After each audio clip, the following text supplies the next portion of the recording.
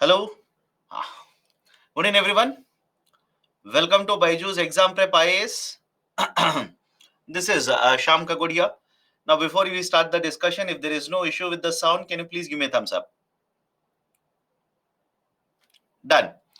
Right. So, sorry for the interruption. There was some technical issue. So, that's the reason there was a delay by 2 minutes for the class. But anyways, before we start the discussion for the day, any important articles that have appeared in today's newspapers, multiple newspapers? One set of articles, right? I've given a list here. Please have a look at it. So, regarding NABFID, National Bank for Financing Infrastructure Development, NABFID. Did we discuss NABFID in the classroom? Let me know. Did we discuss NABFID in the classroom? Right, I'll tell a context also. Banking sector. And I said NABFID, it's basically a development finance institute. It will provide long term loans, but it is not like any bank, it will not collect deposits.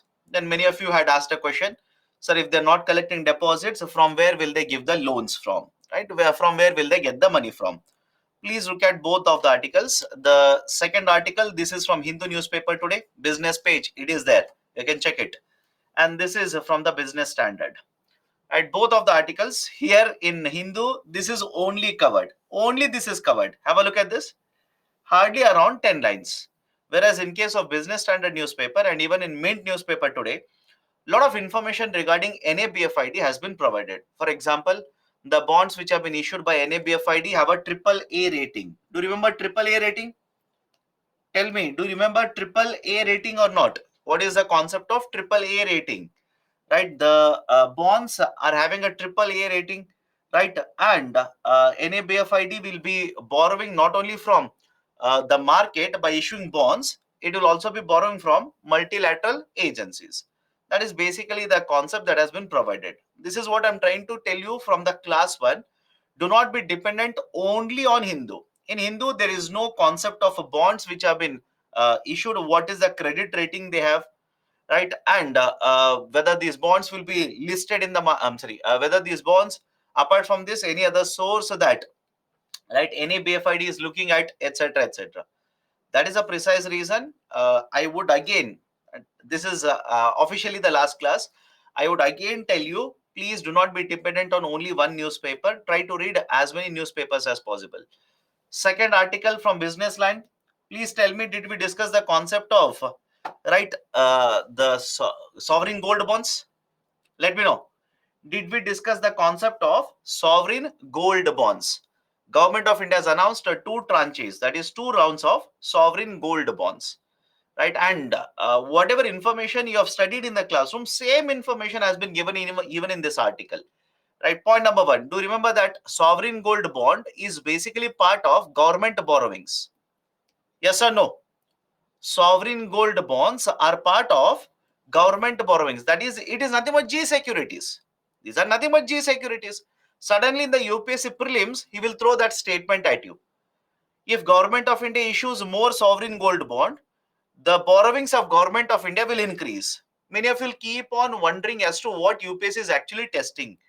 That basic idea, SGB is nothing but it's a government bond. It's a government security. If government will issue more SGBs, automatically part of government borrowings will increase. That is what I'm trying to say, right? So that's the reason. Again, this article has appeared in today's Business Line. Please read, and trust me, you will not come across anything new in the article. Whatever we have discussed, it is there in the article, right? Rate of interest of 2.5%, right? Sovereign gold bonds will have a maturity period of 8 years, right? Whatever is the market price of the gold today, you will pay that and you will purchase it. And on the date of maturity, whatever is the gold price, that money will be given to you. All the points that we have discussed, everything is given in the article. Please go through that. Third one, RBI looking to integrate GSTN with the TREDS system. Please have a look at this. Right, very nice article, by the way. RBI is trying to integrate GSTN with the TREDS system. And this is, by the way, in the last 10 days, second time the concept of TREDS has appeared in the newspaper. In the earlier one of the lectures, I had given you one article where again concept of TREDS was there in the newspaper. Now, what is the article saying? Simple idea. GST network, right? Whenever MSME will basically sell or purchase, receipts are generated. Yes or no? In the GST network, receipts are there or not? If you sell, if you buy, receipts you will have to submit. Now, right, what the article says is GSTN will be integrated with TReDS system. And what is the advantage with the integration? Automatically, whenever MSME sector will sell anything, the receipt will be there in the TReDS portal. Now that will help them in borrowing or in basically getting financing from the market. That is basically the connection between GST network as well as the TReDS portal that they are thinking to connect now. Right? Nice article, very nice article.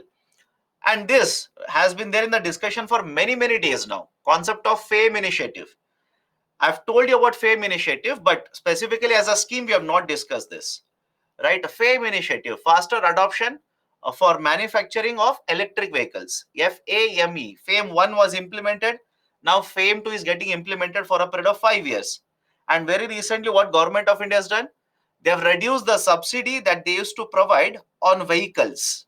Very simple. Right? Very simple idea.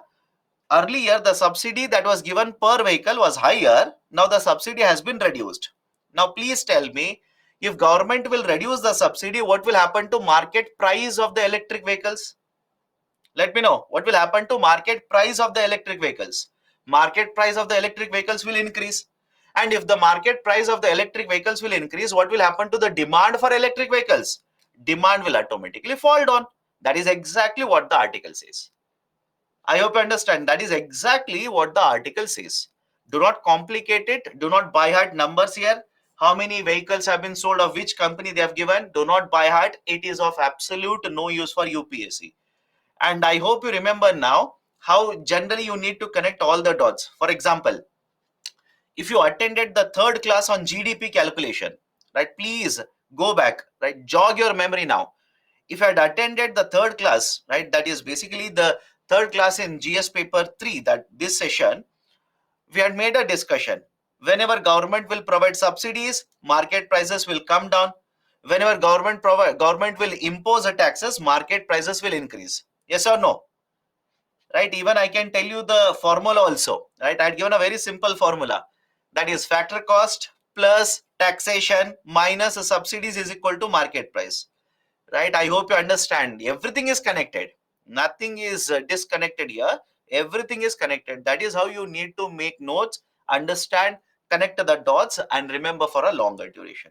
So if you ask me, right, please read the article. Suddenly UPSC can ask you a question on FAME 2 initiative.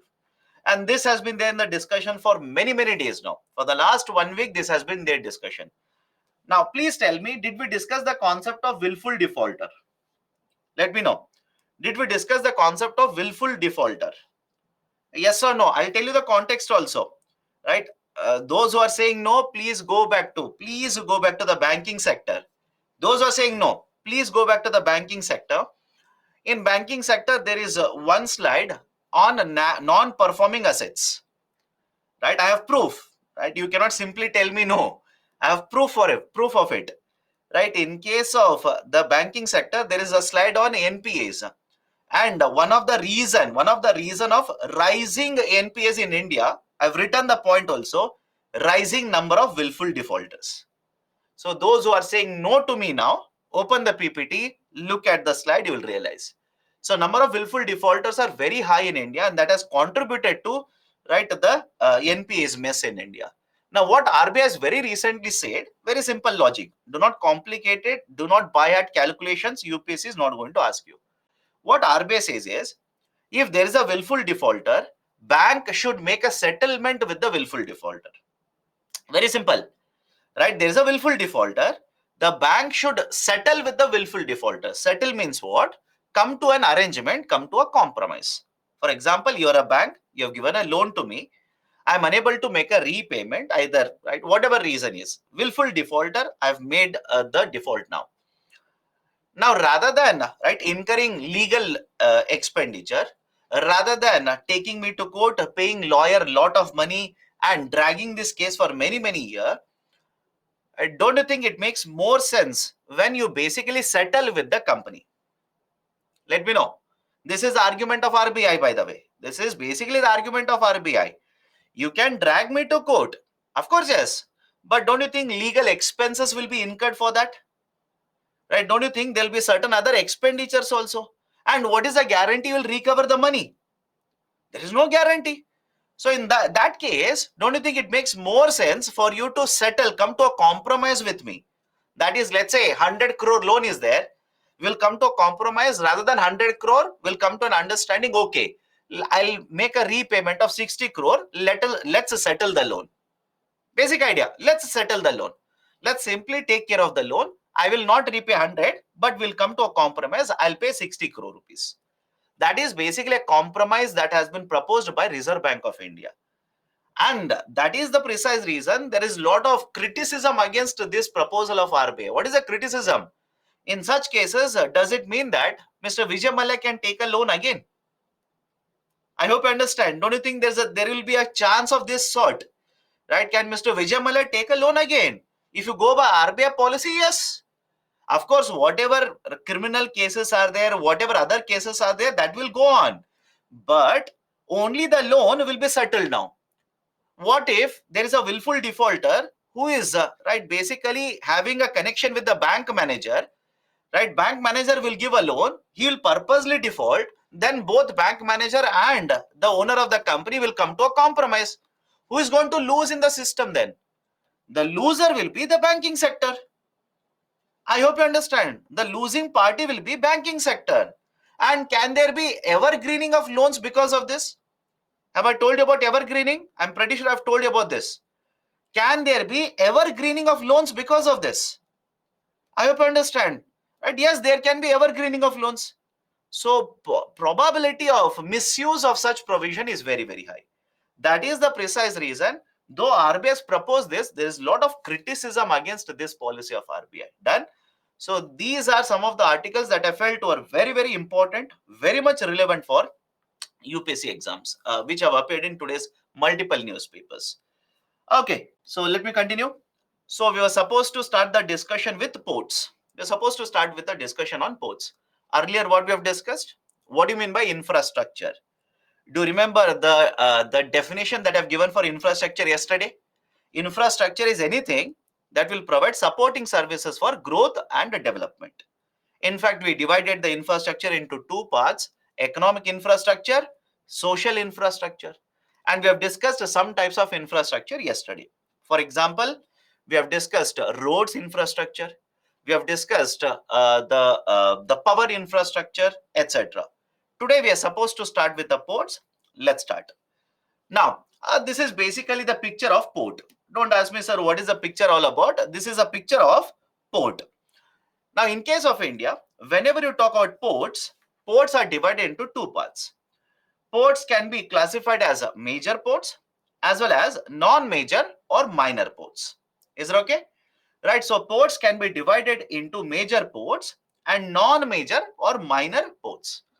Now, what is the basic difference between a major as well as a non-major port here? Major ports generally will come under the jurisdiction of the central government. Okay, they will come under the jurisdiction, that is control of central government.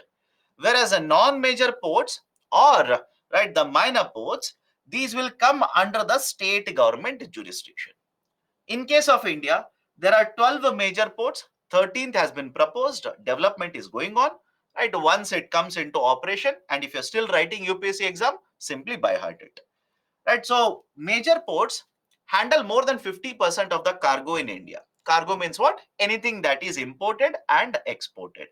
Right, you can see the container. Yes or no? These are nothing but containers. In the picture that I've given here, these are nothing but container. Container, another name is whatever we put in the container. It could be car, it could be toys, it could be mobile phones. It is collectively referred as cargo. So the major ports, right, account for 54% of the cargo handling, whereas the non-major ports more than 45%. I'm just rounding off the number. Don't say, sir, 54 plus 45, 1% is missing. Can you see the term around here? Right, don't do the CSAT here and tell me, right, sir, 1% is missing. Reserve your CSAT for UPSC exams. Right, so around at 54% is handled by the major ports and around 45% will be handled by the non-major ports. Right, so in case of non-major ports, there are more than 200 non-major ports in India. Now, what have been the issues in case of ports? Right? What have been the issues? What have been the concerns regarding the port sector in India? Please remember this. Ports generally handle more than 90% of trade that India conducts with the rest of the world. Is it okay? I'll repeat it again. Ports account for more than 90% of total trade that we conduct with the rest of the world. In terms of volume, it is more than 90%. In terms of value, it comes somewhere around 60 to 70%.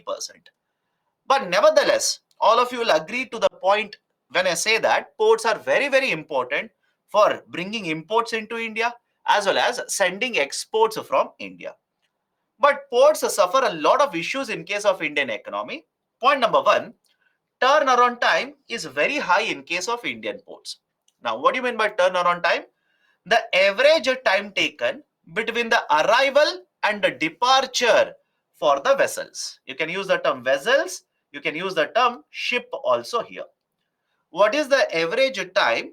That is how much time is taken for the ship to come to the port, right? Basically remove the containers, then go to the next destination. That is called as turnaround time. Any difficulty in understanding the term turnaround time, please do let me know. I'll repeat it again. If you look at the picture here, what we are doing, a ship has come, a ship is there. Either we will take the containers, lower the containers, or we will remove the containers from the ship. So what is the time? How much time is taken for the ship to come to the port? Now, right, to put the containers, now the ship to start going to the destination. That is called as turnaround time. Now, don't you think if the turnaround time is greater, automatically the cost of logistics will also start increasing? Let me know. If the turnaround time is higher, the cost of transportation, cost of logistics automatically will increase. Because generally what we do is we will hire the services. Companies do not own the vessels. Companies don't own the ships. That is very costly for them.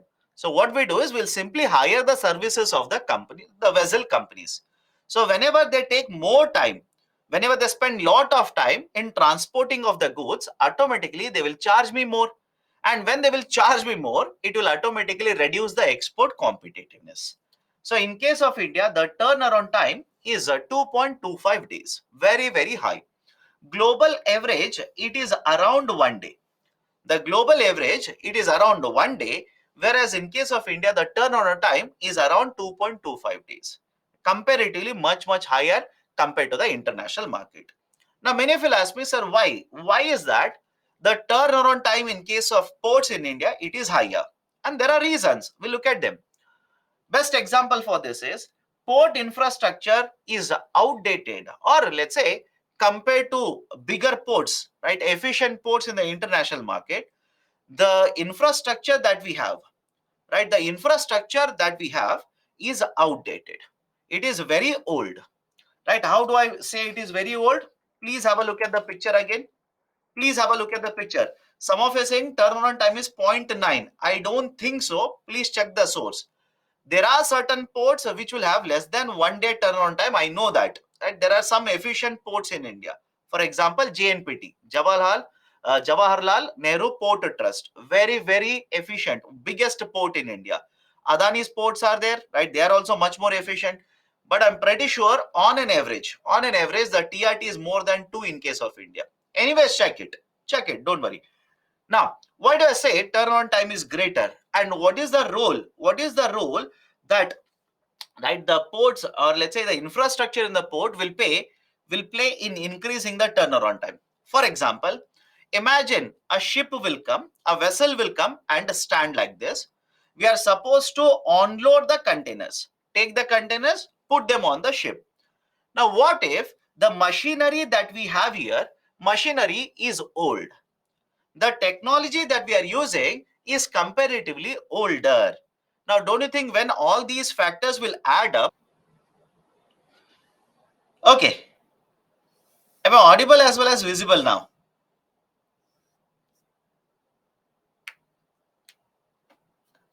Done? No issues? Okay, there are some technical glitch. Don't worry. Don't worry. We have, we have, you will not miss out anything. I have not discussed anything when the video stopped working. Don't worry. Okay. Shall we start now? Shall we continue? We were discussing the first issue in case of port sector. First issue, that is the turnaround time. What is the turnaround time? The average time that is taken for the vessels to come, right, load the containers or remove the containers and go forward.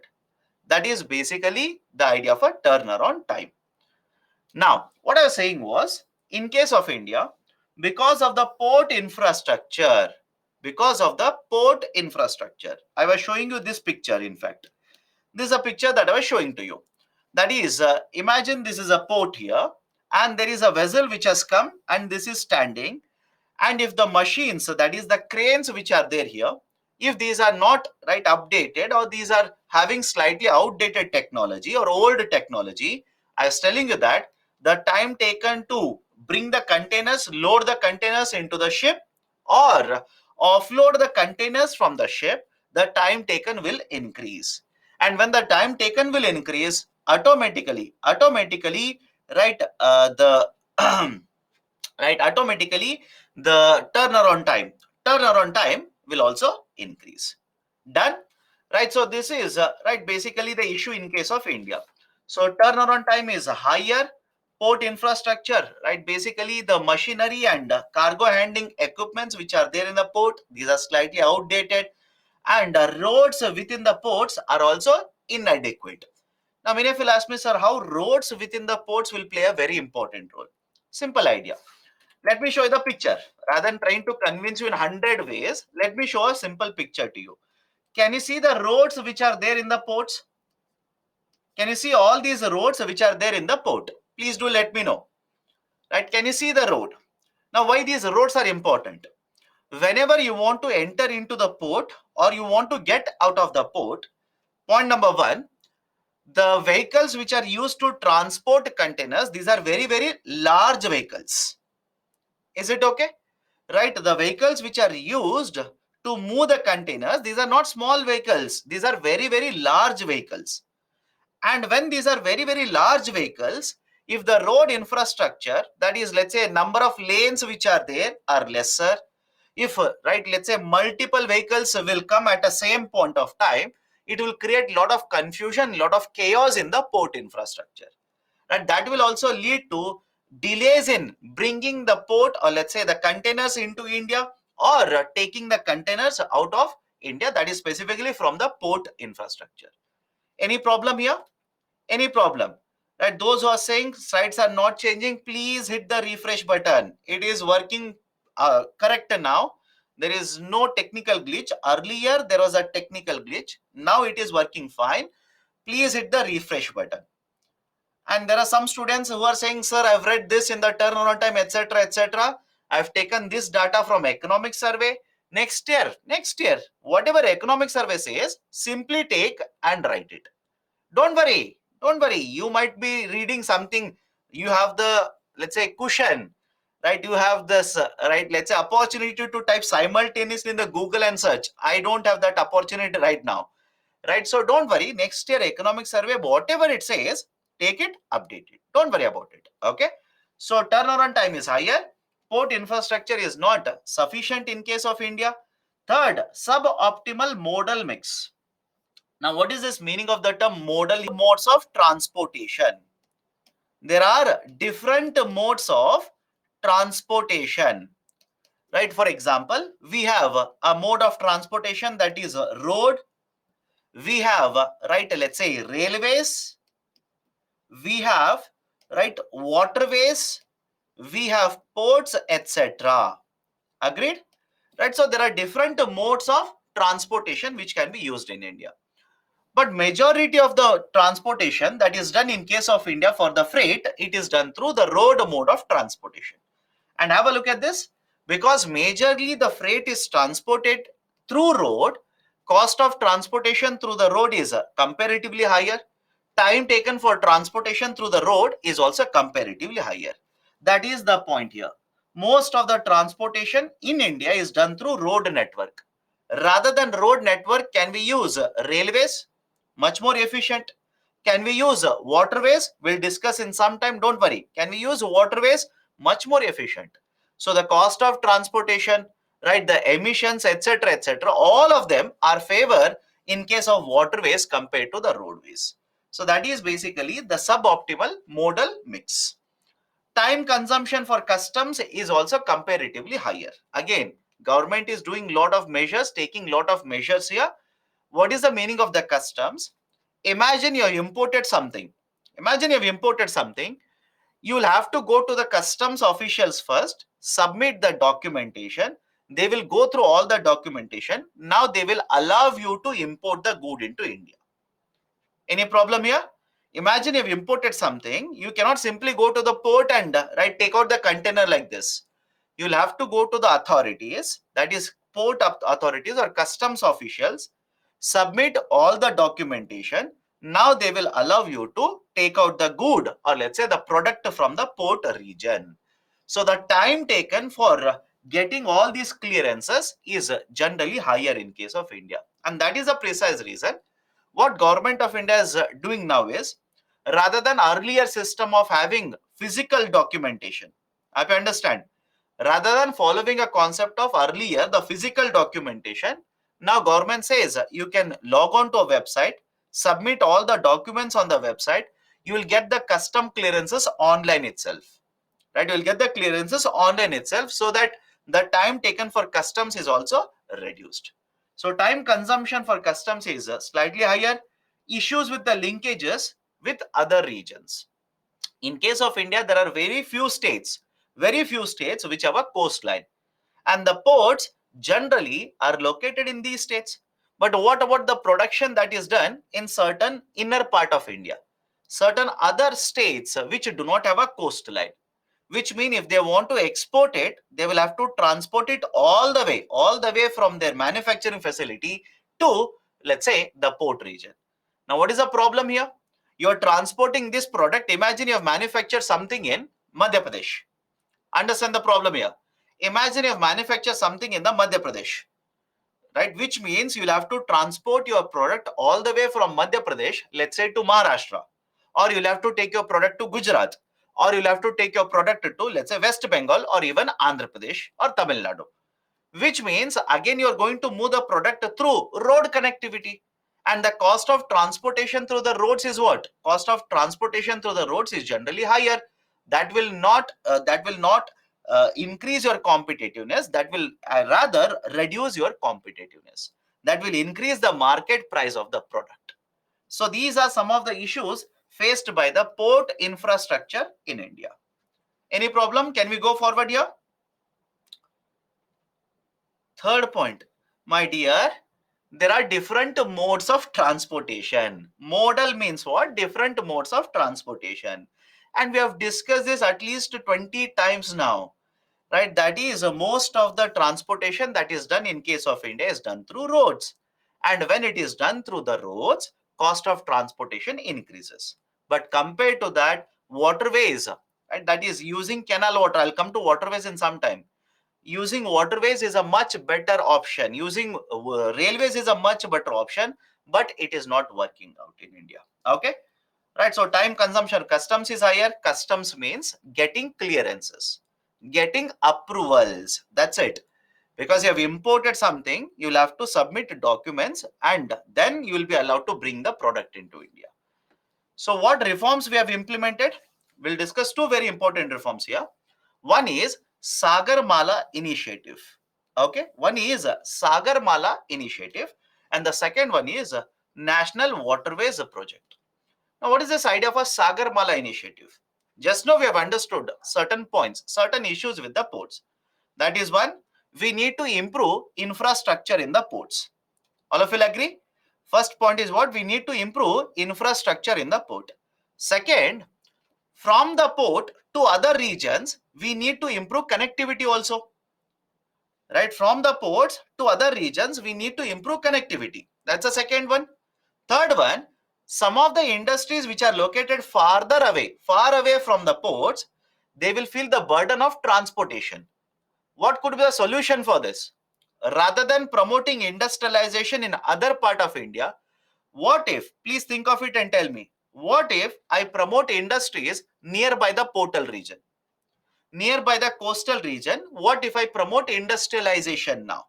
Don't you think the cost of transportation, the burden of transportation will be reduced because of that? So, keeping in mind all of these factors, Government of India has launched Sagarmala project or Sagarmala initiative. Under this, what are we trying to achieve? One, we want to reduce cost of transportation, right? We want to reduce cost of transportation. Second, we want to promote export competitiveness. If cost of transportation is reduced, don't you think automatically export competitiveness will increase? Third one, near, right, the industries which are going to set up in the future, we want to set them up near the coastal region. That's a third objective. And the fourth one, optimizing the time as well as the cost of EXIM container movement. EXIM simply means exports and imports. EXIM is a short form, exports as well as imports of containers. We want to make it much more efficient to bring containers into India and export through containers from India. How can we do that? Please look at what they are proposing. Please look at the measures, automatically understand, right? We are trying to achieve this. For example, one, the port infrastructure, some of the port infrastructure is outdated. We will modernize the port infrastructure. We will modernize the port infrastructure.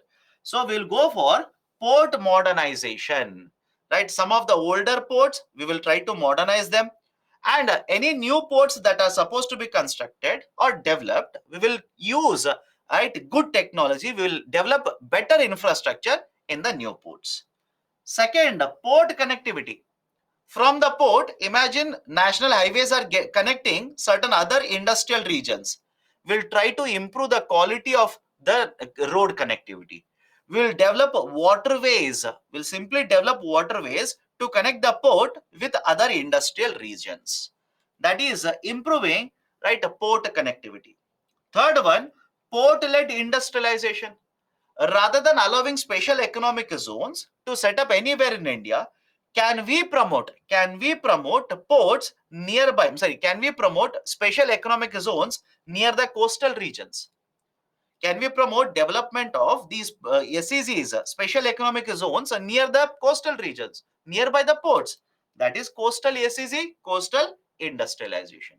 And finally, we will also promote a development of community which is there in the coastal region. For example, we'll promote fishing activity, we'll promote, right, tourism projects, etc. So these are some of the objectives, or let's say some of the measures that the government of India says they will implement under Sagarmala initiative. Right? Please tell me, will we be able to achieve all these objectives using these points? Right? Will we be able to achieve all of them using all these, right? Let's say 4 measures. Answer is simply yes, by the way. Second important measure that we have implemented is concept of waterways. In fact, this is also part of Sagarmala itself. Concept of waterways. Now, what is the meaning of waterways? All of us seen rivers. Anybody in the class who says, sir, what is this river? ये क्या होता है, right? What is this river? I've never seen the picture of the river, right? Second, have you seen the canals which are there in, right, a rural part of India, which will be used to, right, use the water, river water, to provide irrigation facilities? Argument of government of India is simple. River water is flowing, canal water is also flowing. So when the water is flowing, why don't we use the flow of water to transport goods? I hope you understand this, right? If the river water is flowing, canal water is flowing, why don't we utilize the flow of water to transport goods? That is the idea of national waterways. That is basically the concept of waterways here. So there are a lot of inland waterways such as a river, lake, right, canals, etc. And what government says is we will develop these waterways, and these waterways will be used now for, right, a mode of a transportation. For example, we will develop, right, tourism projects, right? We'll simply develop, right, tourism projects, right? Imagine there are, right, 5 tourist destinations, and a river is connecting all the 5 tourist destinations, right? Why not simply promote a tourism project, right, using the waterway? Done. So that is basically the idea of an inland waterway. So we can use it for promotion of tourism. We can use it for movement of goods. We can use it for the movement of, right, even passengers. Now, in case of waterways, please understand this. The inland waterways will be developed by the central government. Is it okay? Right? Inland waterways will be proposed as well as developed by the central government, because the argument is simple here. Whenever the individual states will develop, there could be dispute with other states. Right? I hope you are aware of, right, the states fighting for river waters. Many states in India fight for river waters. Right? So in that context, what central government says is, I will identify a route. I will declare this route as a waterway. Now the duty of developing, maintaining, operating waterway will be of central government. And that is the precise reason central government has set up one authority, Inland Waterways Authority of India. Inland Waterways Authority of India, IWAI. So Government of India set up an authority, Inland Waterways Authority of India.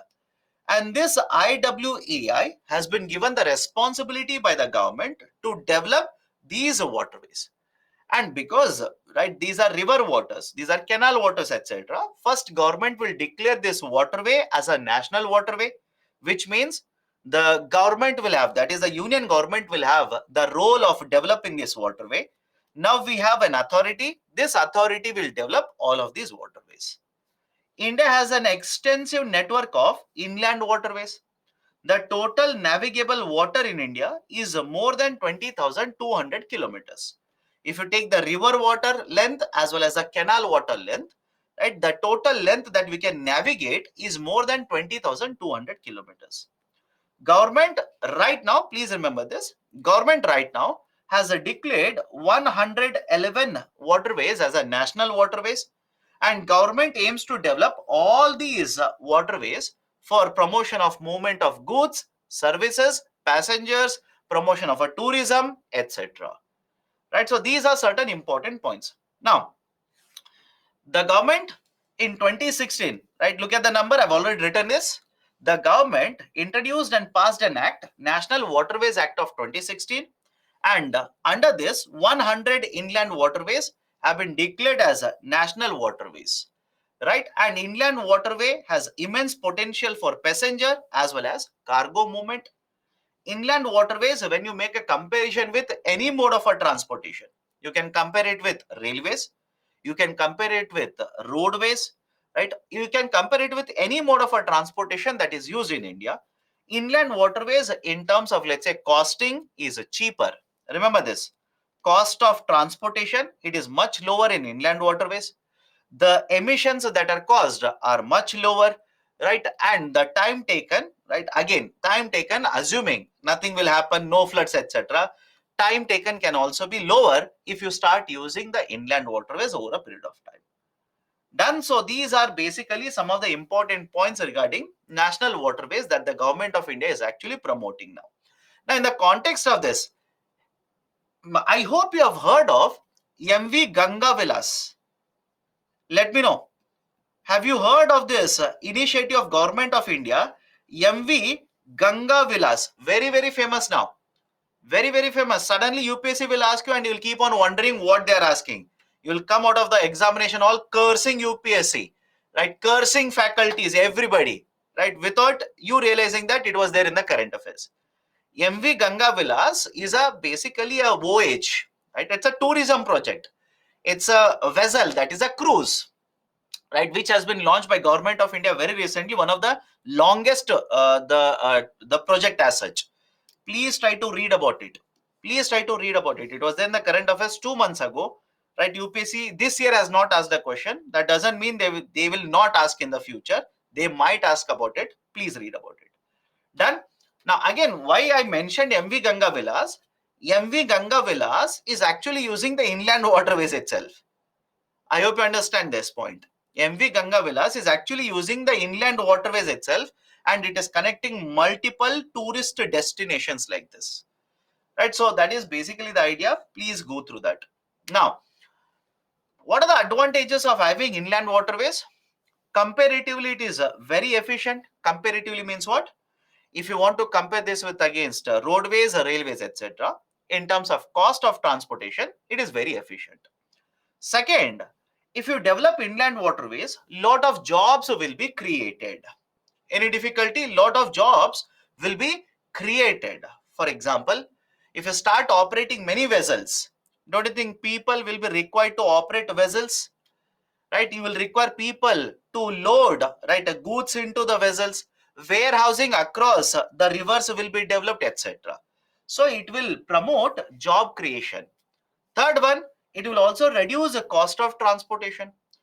You will not face the issue of land acquisition, because earlier if you wanted to develop airport, land. You wanted to develop, right, road, land. Right, you want to develop power project, land. And one of the issues that we faced in case of India is land acquisition is never easy.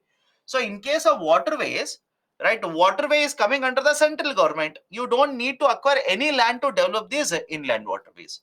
So land acquisition issue will not be an issue here. Will benefit not only the movement of goods, but also can be used for passenger transportation, can be used for the promotion of tourism projects. These are some of the advantages of developing inland waterways.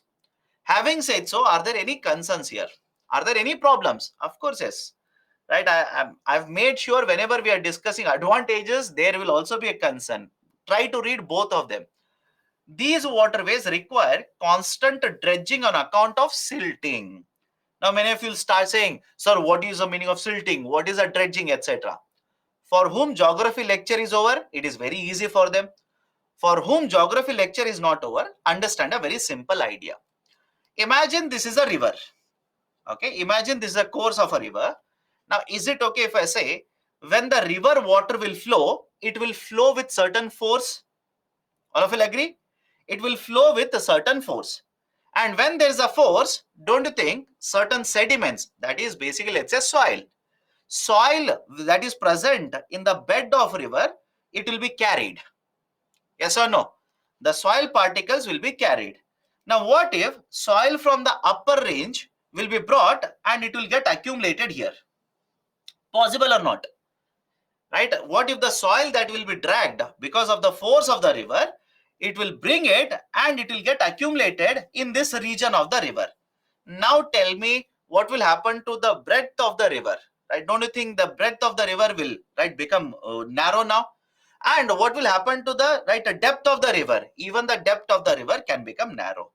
And when the width will become narrow and the depth will become narrow, right, don't you think it will create difficulties for the movement of vessels? Sometimes what can happen is the vessel get stuck up in this region itself. It has happened, it will keep on happening. Now, what is the solution to this? This process is called as silting. What I explained to now is called as silting. So there is a silting process that will take place. Can we allow this to happen? No. What we need to do is use machineries and remove the sediments. Simple. Use the machineries and keep on removing the sediments. That is called as dredging. Right? So silting will keep on happening. And in order to prevent, right, the stacking up of, or let's say the problem related to the vessel movement, you'll have to keep on removing the silt, and that process is called as dredging. But please understand, when you conduct a dredging process, will it lead to expenditure? Will it increase the expenditure associated with this infrastructure project or not? So that is one concern. That is one of the biggest concern.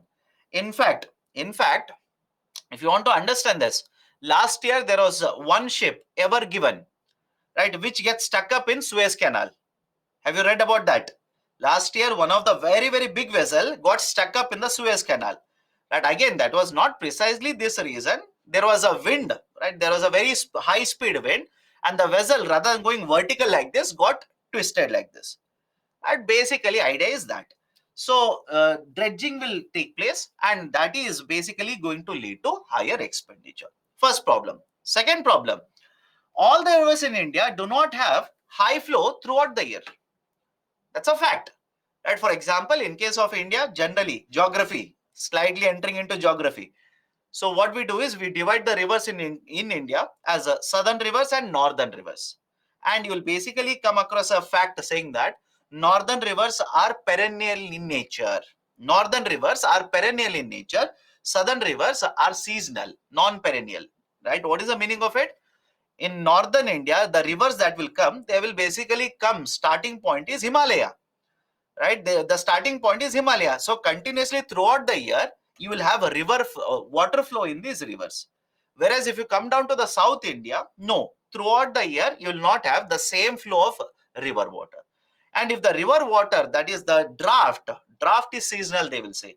If the flow of the river water is not constant like this, is not right uniform, don't you think that will create problem for the movement of right these vessels or ships? That is one more concern here. Third one, investment requirement in developing the projects is also higher. And what about loss of environment, loss of ecology?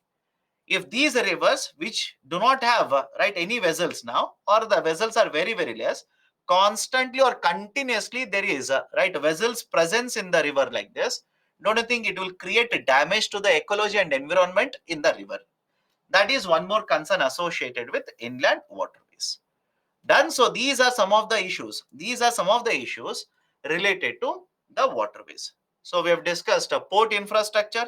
We have discussed a Sagarmala initiative. We have also discussed waterway initiative of Government of India. Next one is airport infrastructure. Next one is airport infrastructure. Now what is this? Airport infrastructure I'm talking about. In case of India, multiple airports have been developed. Now, please do not read about Civil Aviation Authority, right? Airport Authority of India, etc., etc. Do not waste your time. What's the logic in case of India? Airports, there is a central government ministry. Point number one. Under the union government, there is a ministry. That is a Ministry of Civil Aviation. MOCA, Ministry of Civil Aviation. It is the duty of the Ministry of Civil Aviation to promote right the civil aviation market in India. That is promotion, that is development and operation and maintenance of airports, right? Who will provide the services, etc., etc. In order to implement all of this, Government of India has appointed or set up one authority, Airport Authority of India, which is generally involved in construction and development of airports. In order to regulate a civil aviation sector, there is one more authority, DGCA, Director General for Civil Aviation. That is basically how the setup has been done at the central government. Now, in case of India, who is going to develop and maintain airports? Although we have airport authority of India, in addition to the airport authority of India, there are private sector companies which are also given right let's say the projects to develop airports. There are also projects right wherein the airports are being maintained by the private sector companies. So you'll see a mix and match of all of these. That is, in simple terms, PPP, public private partnership, it is present in the civil aviation market. Simple idea. PPP is present in the civil aviation market. Historically, only Government of India used to construct airport. Now, we are allowing even the private sector to construct, operate, maintain, etc. That is basically model of PPP. Done. Now, these are certain important points regarding the airports in India. Now, what are the concerns regarding the airports? I'll talk overall civil aviation market. Let's not just restrict ourselves to airport. Let's talk about overall civil aviation market. Point number one, airports which are present in India usually act like a monopoly. Airports, I'm not talking about civil aviation company.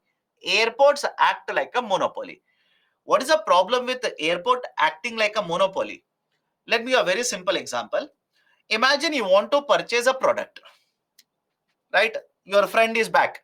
Imagine you want to purchase this bottle. If there are two sellers in the market, can I simply say there will be competition between both of these sellers? Yes or no? There will be competition between both of the sellers. In terms of what? What is the price of the bottle? What will be, right, customer service? Whether they will provide home delivery or not? Whether they will provide discount or not? So in different ways, there can be competition between two of the sellers. two of the service providers. Now, imagine a situation, there is no second seller, only one seller in the market. Private sector, government, doesn't matter. Only one seller is there in the market. Don't you think your bargaining power will not be there here? I'm talking about second situation. That is, no second seller, only one seller is there. Only one service provider. Do you have bargaining power in case of this situation? No, you do not have bargaining power. If you want, purchase it. If you don't want, leave it. That's as simple as that. Now, right, replace this seller one with airport. Let me know. Replace this seller one with airport. Now, don't you think in case of India, first and foremost, airports are not present in all the cities. That's a fact, by the way. Operating airports are not present in all the cities. And second, even in bigger cities, such as, let's say, Chennai, Delhi, Bangalore, Hyderabad, how many airports are there? One airport is there. All of you agree? One airport, right? Now, if there is a one airport like this present in one city, it handles lot of traffic. Don't you think whatever charges airport will collect, you do not have any option but to pay those charges? Yes or no? Sir, right? Is there any option available to this? Later, right? Later, please type and see how many airports are there in New York. There is a very big city in USA, New York. Check how many airports are there in New York. Check how many airports are there in London. And you will realize that not just one, multiple airports are there. And what is the use of having multiple airports? Imagine one airport, right? The airport infrastructure is very, very big, very high-end luxurious services they will provide. Another airport, basic services. Another airport is very, very basic services. That is, right, waiting lounge is very small. Number of right flights that go to this airport, very, very small. The aeroplanes are allowed to land here. The length of runway is also very small.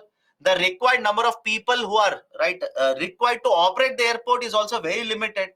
Now, don't you think in this example, the second airport will be able to provide cost-friendly services to the customers, budget-friendly services to the customers? And in case of India, please understand, right? Please understand this.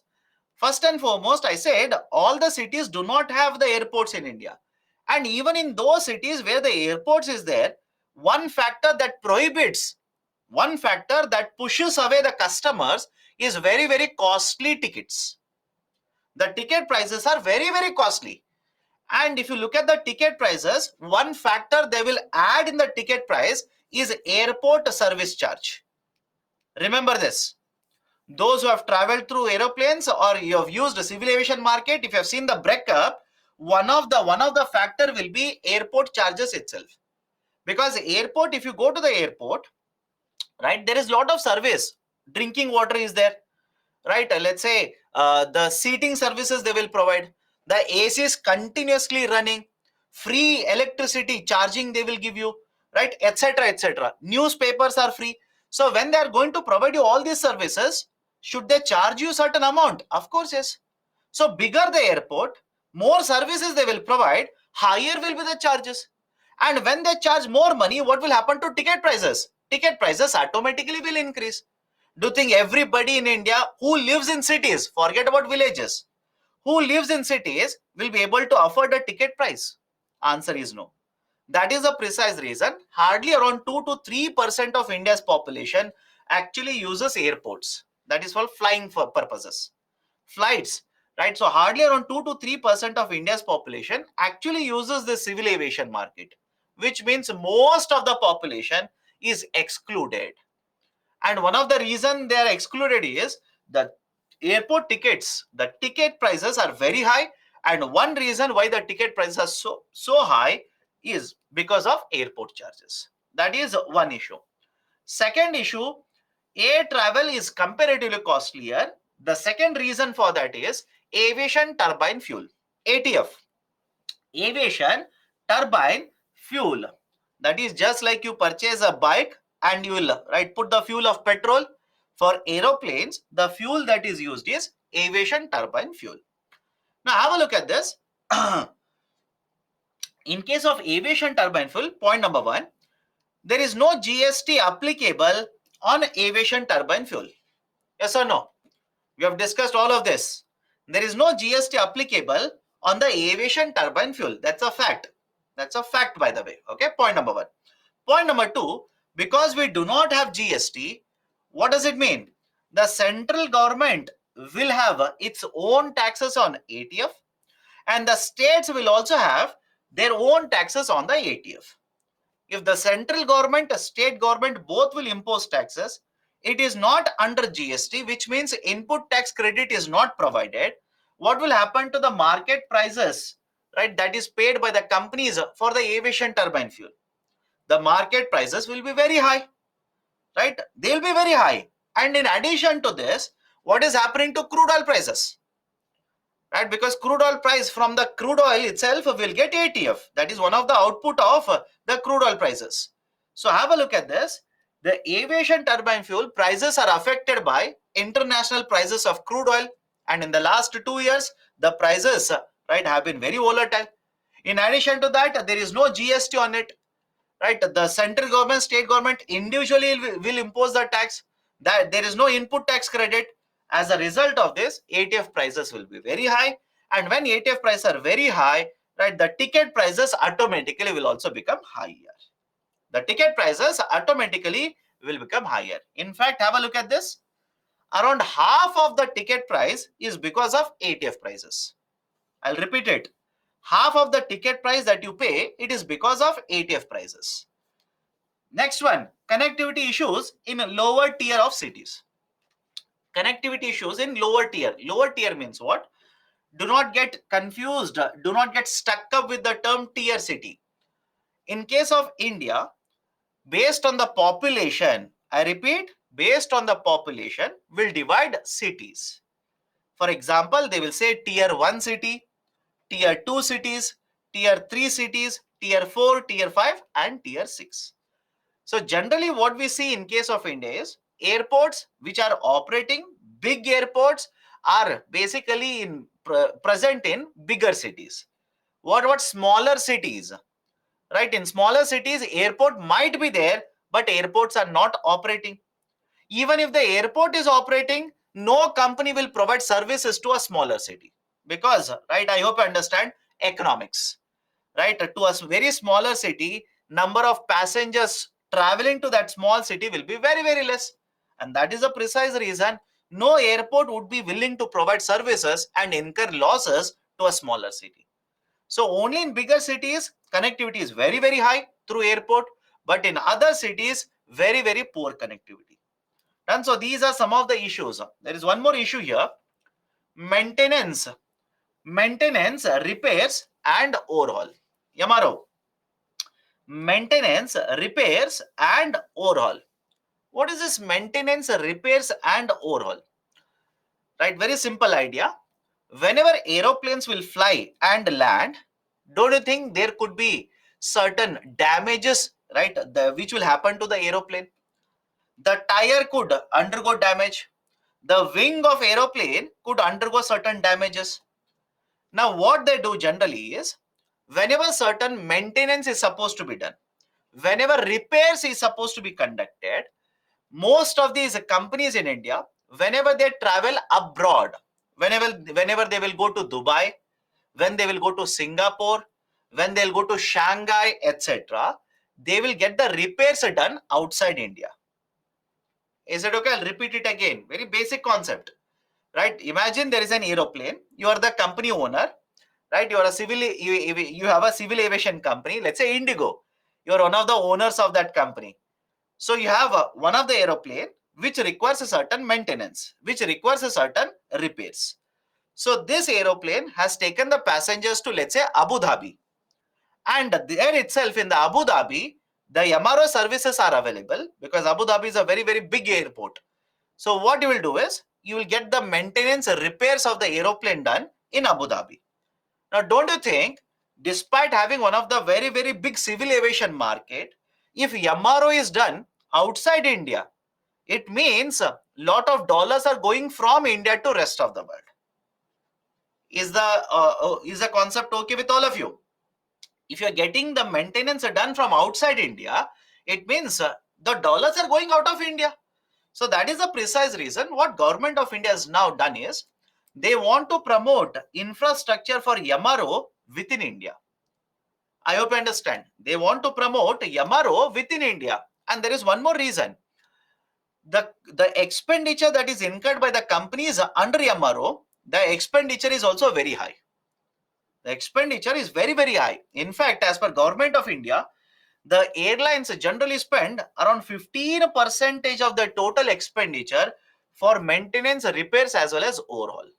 And that is also contributing to higher ticket prices, right, for customers.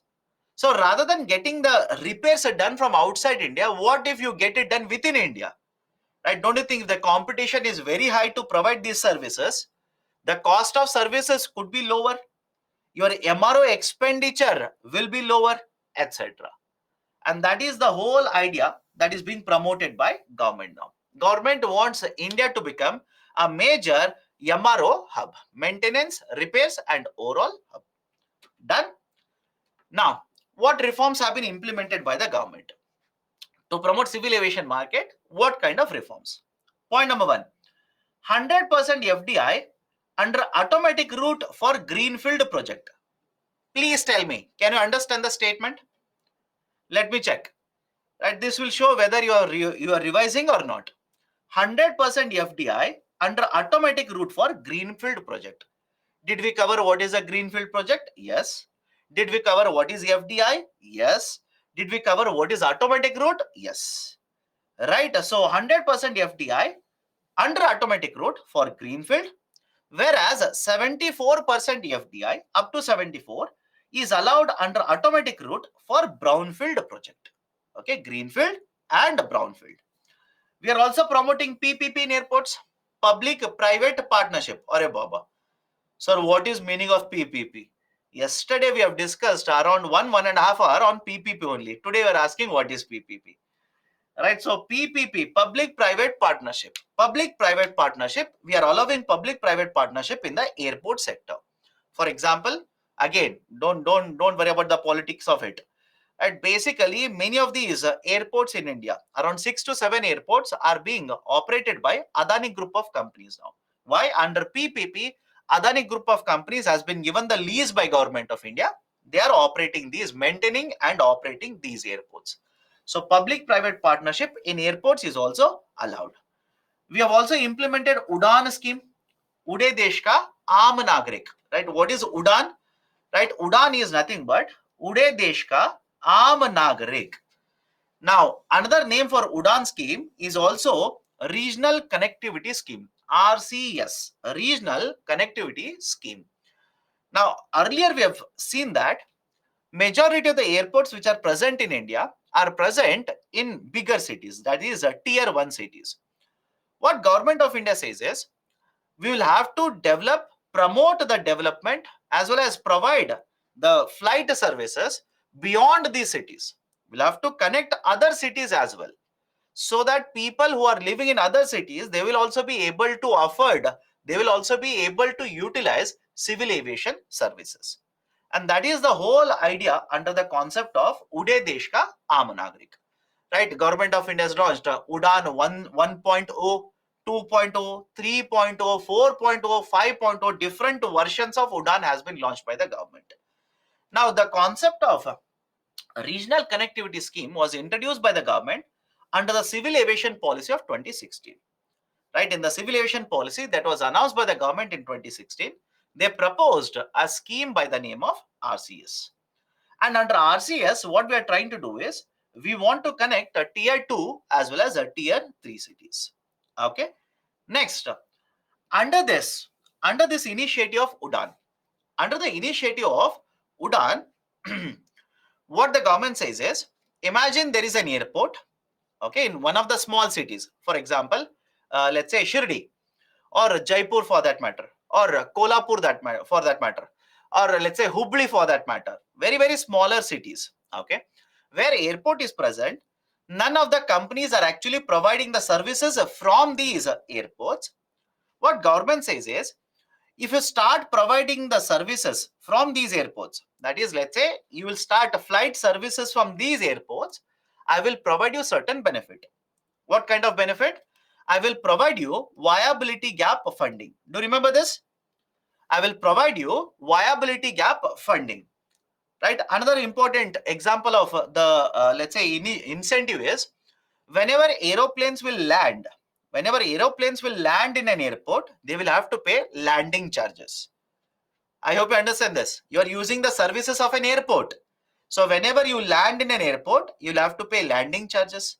And when you land, you'll have to go and park your aeroplane at one or the other stops. When you park your aeroplane, you'll have to pay parking charges to the airport authority. So government says, I will try to reduce and abolish the idea of a landing charges to you. I will not ask you to pay any kind of parking charges in the airport. Now, what is the use of all of this? What is the government of India trying to do? If VGF is provided to you, if there are no parking charges, etc., don't you think the cost of providing the services for the company will go down? Let me know. If these kind of charges are waived off, the cost of providing the services for the company will go down. And that is what the government of India is trying to do here. Right? They want these aeroplane carriers, that is the companies, to provide the tickets at lower prices so that the customers in these smaller cities can afford the ticket and use the services. But in addition to this, there is a condition that is imposed by the government. There's a condition. What's a condition? Half of the tickets that you sell, that is 50% of the seats that you sell, right, you will have to sell it at a subsidized price. You'll have to sell it at a very, very lower prices. What is a lower price? That is, if the flight is of 1 hour, then the ticket prices should be 2,500 rupees. And if you're going to provide helicopter services, under Udan, even helicopter services are covered. If you're going to cover helicopter services, right, same, I will give you a lot of benefits like this. I'll give you VGF, I will waive off landing charges, etc.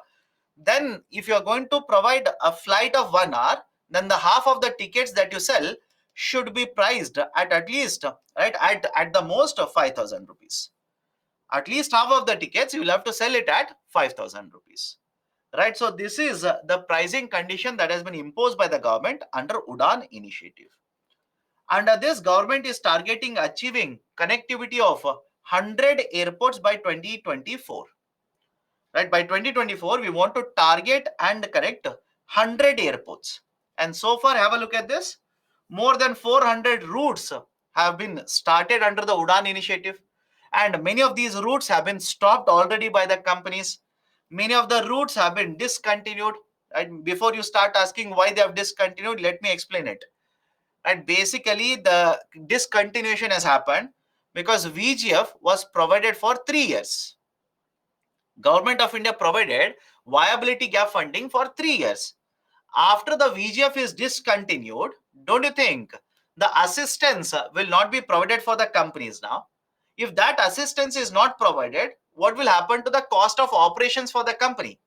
The cost of operations for the company will start increasing, right? And at the same point of time, what has happened because of the pandemic? Right, the utilization of the civil aviation market for many months was not done by the consumers. And even after pandemic, right, went off, even today in smaller cities, people do not prefer flying by the plane. And because of that, the demand has gone down abruptly. On the other side, cost of operations have increased. So automatically, these companies have discontinued many of the routes which were launched earlier under Udan initiative.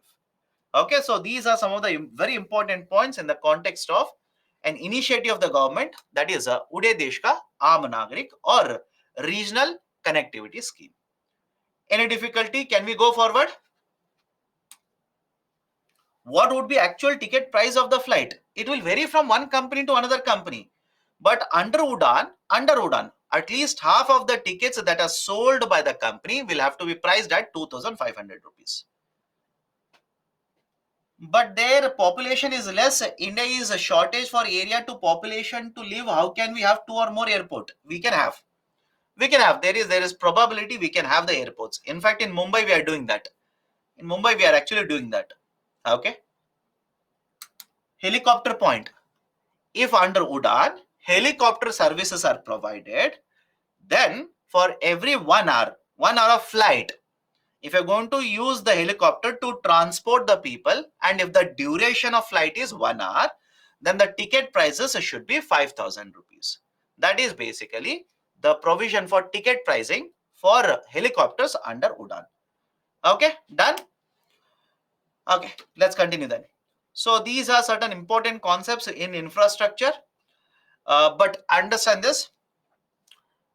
There will be a lot of current affairs regarding this, right? What we have discussed, right, basically are most important current affairs related to infrastructure. But if you ask me, do not stop reading regarding infrastructure, right? From whatever we have studied so far. In the next 1 year, lot of current affairs will get added to whatever we have discussed in the classroom. It's your duty to basically keep on updating the current affairs. I cannot come to your home every day to tell you, okay, read this, read this, read this, right? I don't have so much amount of money to travel to all of your houses. So, wake up now, keep on reading current affairs, keep on updating current affairs. Done? So the next concept that I want to discuss with all of you people is concept of employment. Okay, concept of employment. Okay, now last chapter, by the way, we'll discuss employment. Within this, we'll discuss inclusive growth as well as the idea of IMF, International Monetary Fund, and that would be basically the end of the discussion for you people under Indian economy. That is in this model. Okay. Now, what we'll be discussing under the concept of employment? We'll discuss what you mean by employment and labor force, right? What is the type of unemployment, measurement of employment, etc. Employment elasticity and jobless growth, and what are the other labor issues in India? What reforms have been implemented by the government? In fact, in addition to all of this, we'll also have a discussion regarding gig economy. Have you heard of the term gig economy? Let me know. Right, very very famous now in case of India. We'll have a discussion regarding gig economy. Those who keep on saying no to every question I ask, my concern, my dear, with you people is it simply means that you are not reading newspapers. Trust me, it simply means you are not reading newspapers. Why? I'll tell you. You can simply tell me, no sir, you are wrong, I read it. But please, right, if you are reading only Hindu, some of you will say, sir, I read only Hindu. Please check what has happened in Delhi in the last, right, let's say 1.5 months regarding Blinkit company. Was there a discussion regarding this? Please check it. You'll be surprised. The term gig economy was there in the newspaper. Swiggy company workers, Blinkit company workers. Many of these workers simply said, no, we will not work. We'll stop delivering the products. Right? So the concept of gig economy is nothing new. It was there in the newspapers. It simply means you're not reading. Right? Now, next, let's start. Now, how do you understand what is employed, what is unemployed? Please understand this carefully. The whole population can be divided into two parts. Okay, the whole population can be divided into two parts. One is a non-worker, second one is a labor force. I'll repeat it. The whole population can be divided into two parts. One is a non-worker, second one is a labor force. Now, what is the basic idea of a non-worker and a labor force? The non-workers is that part of the population. It is that part of the population which is not searching for jobs. Again, don't try to make loopholes or find loopholes here. Understand the basic concepts.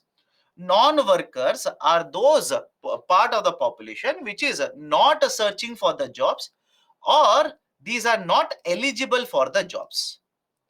These are not eligible for the jobs. For example, right? For example, what about the children who are the below age of 14 years? Let me know. What about children who are below the age of 14 years? If they come in search of a job, imagine you're owner of a company. If a child of, let's say, 12 years will come to you and will ask for a job, will you provide the job to them? If you provide, it is a child labor. 2 or 3 days ago, we have actually celebrated that. Even in Hindu, it was there. Right? Don't say, yes, sir, I'm more of a person who want to help everyone. So I will ask the child to work in the factory. My dear, you'll be penalized for that. So the children who are below the age of 14 years, they are not supposed to work. These are not eligible. Right? These are not eligible. If they are working, it is called as a child labor. What about the senior age population? That is, let's say, population age group of 70 years, 80 years, bedridden people, people who are put behind the bars, or the most famous, what about those people who will basically say, for the next 2 years, I will not do any work, but I want to prepare for UPSC? Let me know. Right? What about those people who will simply say, next 2 years, no work. I want to dedicate myself for UPSC. So, are you searching for the job? Right? When you're preparing, at least let's say, when you're preparing very seriously for the UPSC, are you searching for a job on the side? No. You basically said nothing doing. Next 2 years, morning I'll wake up, starting is Hindu. The moment I wake up, Hindu will be there. I'll start reading Hindu. I'll brush there only. Then I'll sleep on Hindu. Then I'll wake up. Then somebody will ask me, have you read Hindu? Then you'll say, I don't have time for it, etc., etc. So again, don't worry. Non-workers is this population. Any difficulty in understanding? Let me know. Right? Any difficulty in understanding? Now you will try to find a loophole here. So what if there's a UPSC aspirant? They are doing job also.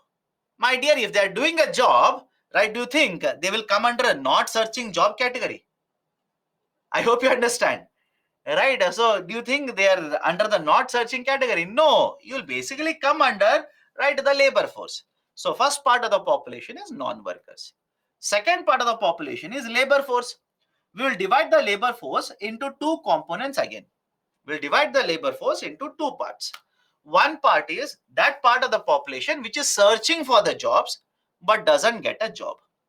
Second part of the population is which has a search for the job and has a job. Is it okay? Right? So first part of the labor force is what? The population which is searching for the job but doesn't get a job. And second part is, right, the population which is willing to work and also has a work to do. This is called as a employed population, and this is called as a unemployed population. Right? This is a employed population. This is a unemployed population. In fact, if you want to look at it technically, right, remember the three features. Feature one, is the person willing to do the work? Yes.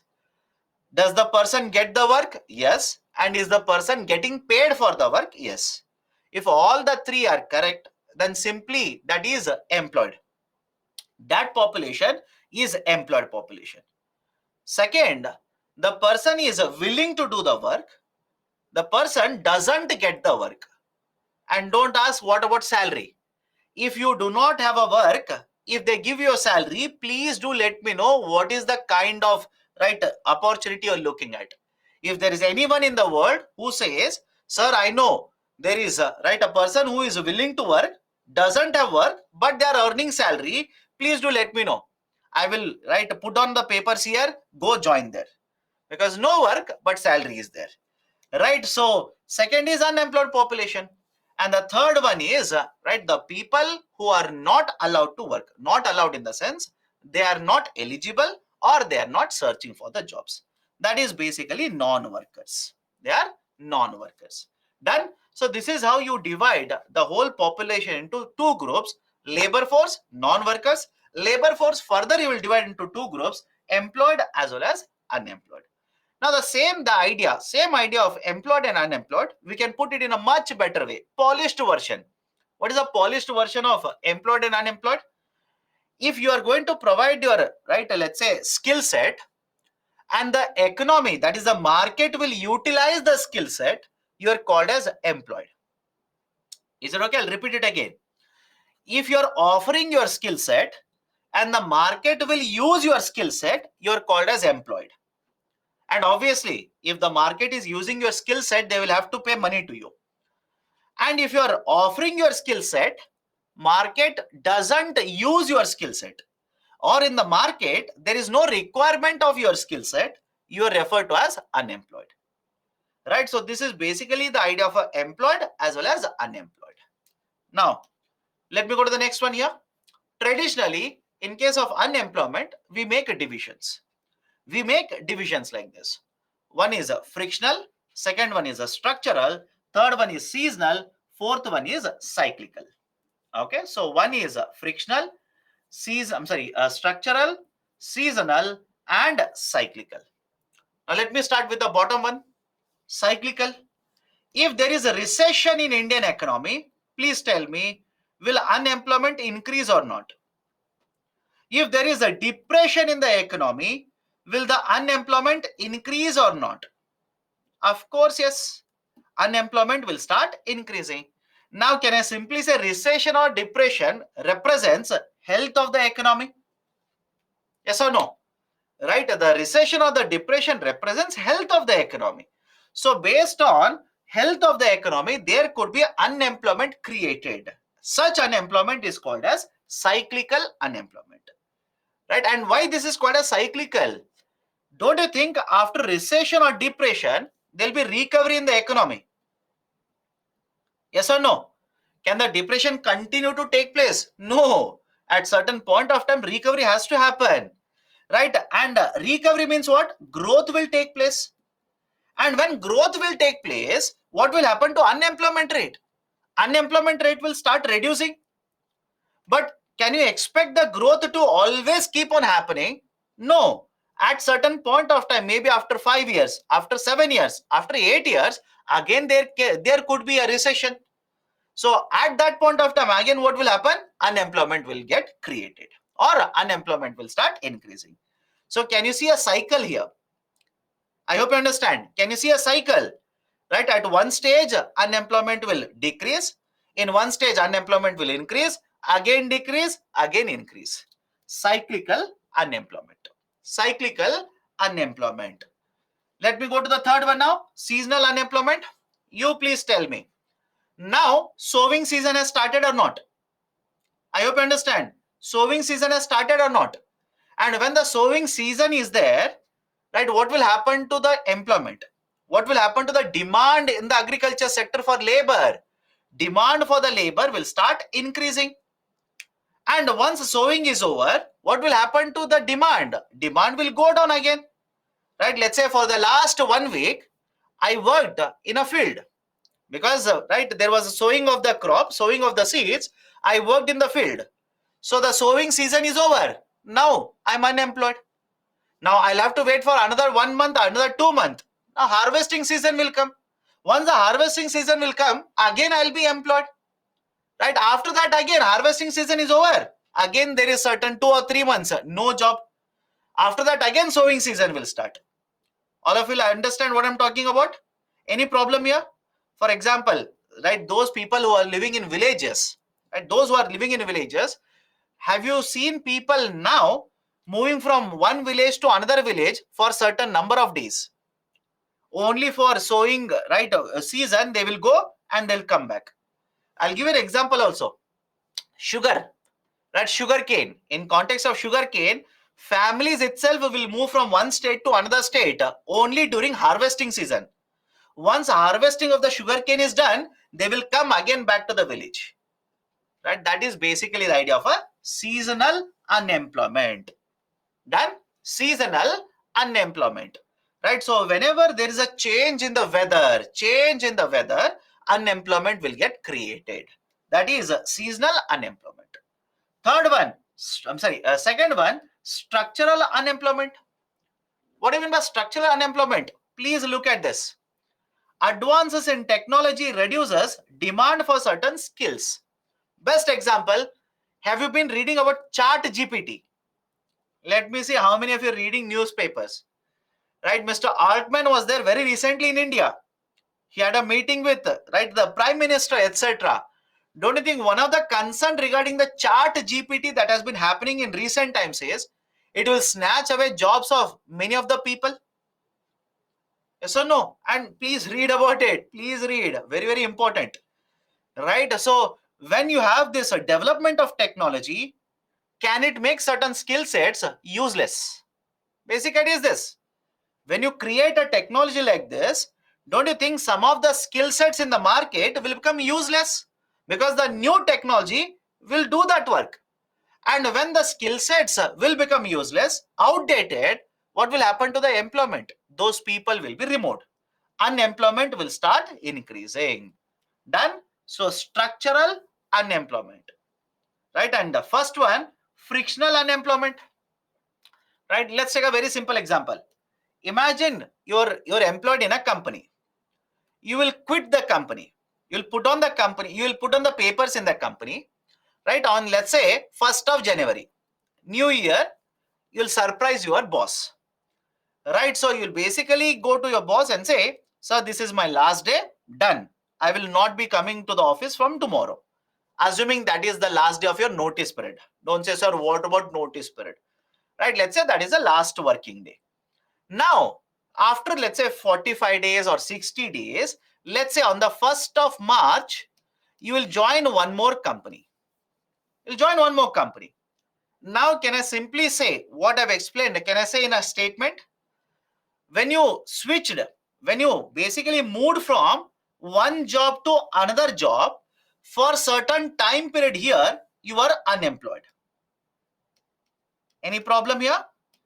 When you moved from one job to another job, for certain time period here, you were unemployed. This unemployment, this kind of unemployment, when you're moving from one job to another job, it is called as frictional unemployment. This is referred to as frictional unemployment. Any problem in any one of the four, please do let me know. Seasonal means from one season to another season. My dear, that's one of the simplest, by the way. From one season to another season. For example, let me ask you a simple question. During monsoon, right? During monsoon, when there is a huge rainfall, do you think there will be a demand for agriculture labor? Let me know. Right? Don't you think, right? Once the sowing season is over, demand for agriculture labor will go down. Next, when, let's say, the application of fertilizer has to be done, some demand will be there. When harvesting will be there, demand will be very, very high. Right? So that is basically the idea. When there's a change from one season to another season, unemployment will get created. Okay? Right? So these are the four types of unemployment. These are the four types of unemployment. Okay, in fact, I've discussed even the fifth type of unemployment with you. Do you remember that? Disguised unemployment? Yes or no? Disguised unemployment. Right? Disguised unemployment, we have discussed it. Right? Where? Again, don't keep on asking where you have discussed. Agriculture sector. Right? I've told you example why this is a problem, etc., etc. Disguised unemployment is also done. Okay. In fact, please understand, in economy, generally we observe frictional unemployment as well as structural unemployment. Yes or no? I'll repeat it again. In economy, generally we see frictional unemployment as well as a structural unemployment, assuming there is no recession, nothing. Normally, right? The economy is functioning normally. Right? Generally, we see frictional as well as structural, and that's the reason frictional as well as structural is also referred to as a normal rate of unemployment. Normal rate of unemployment.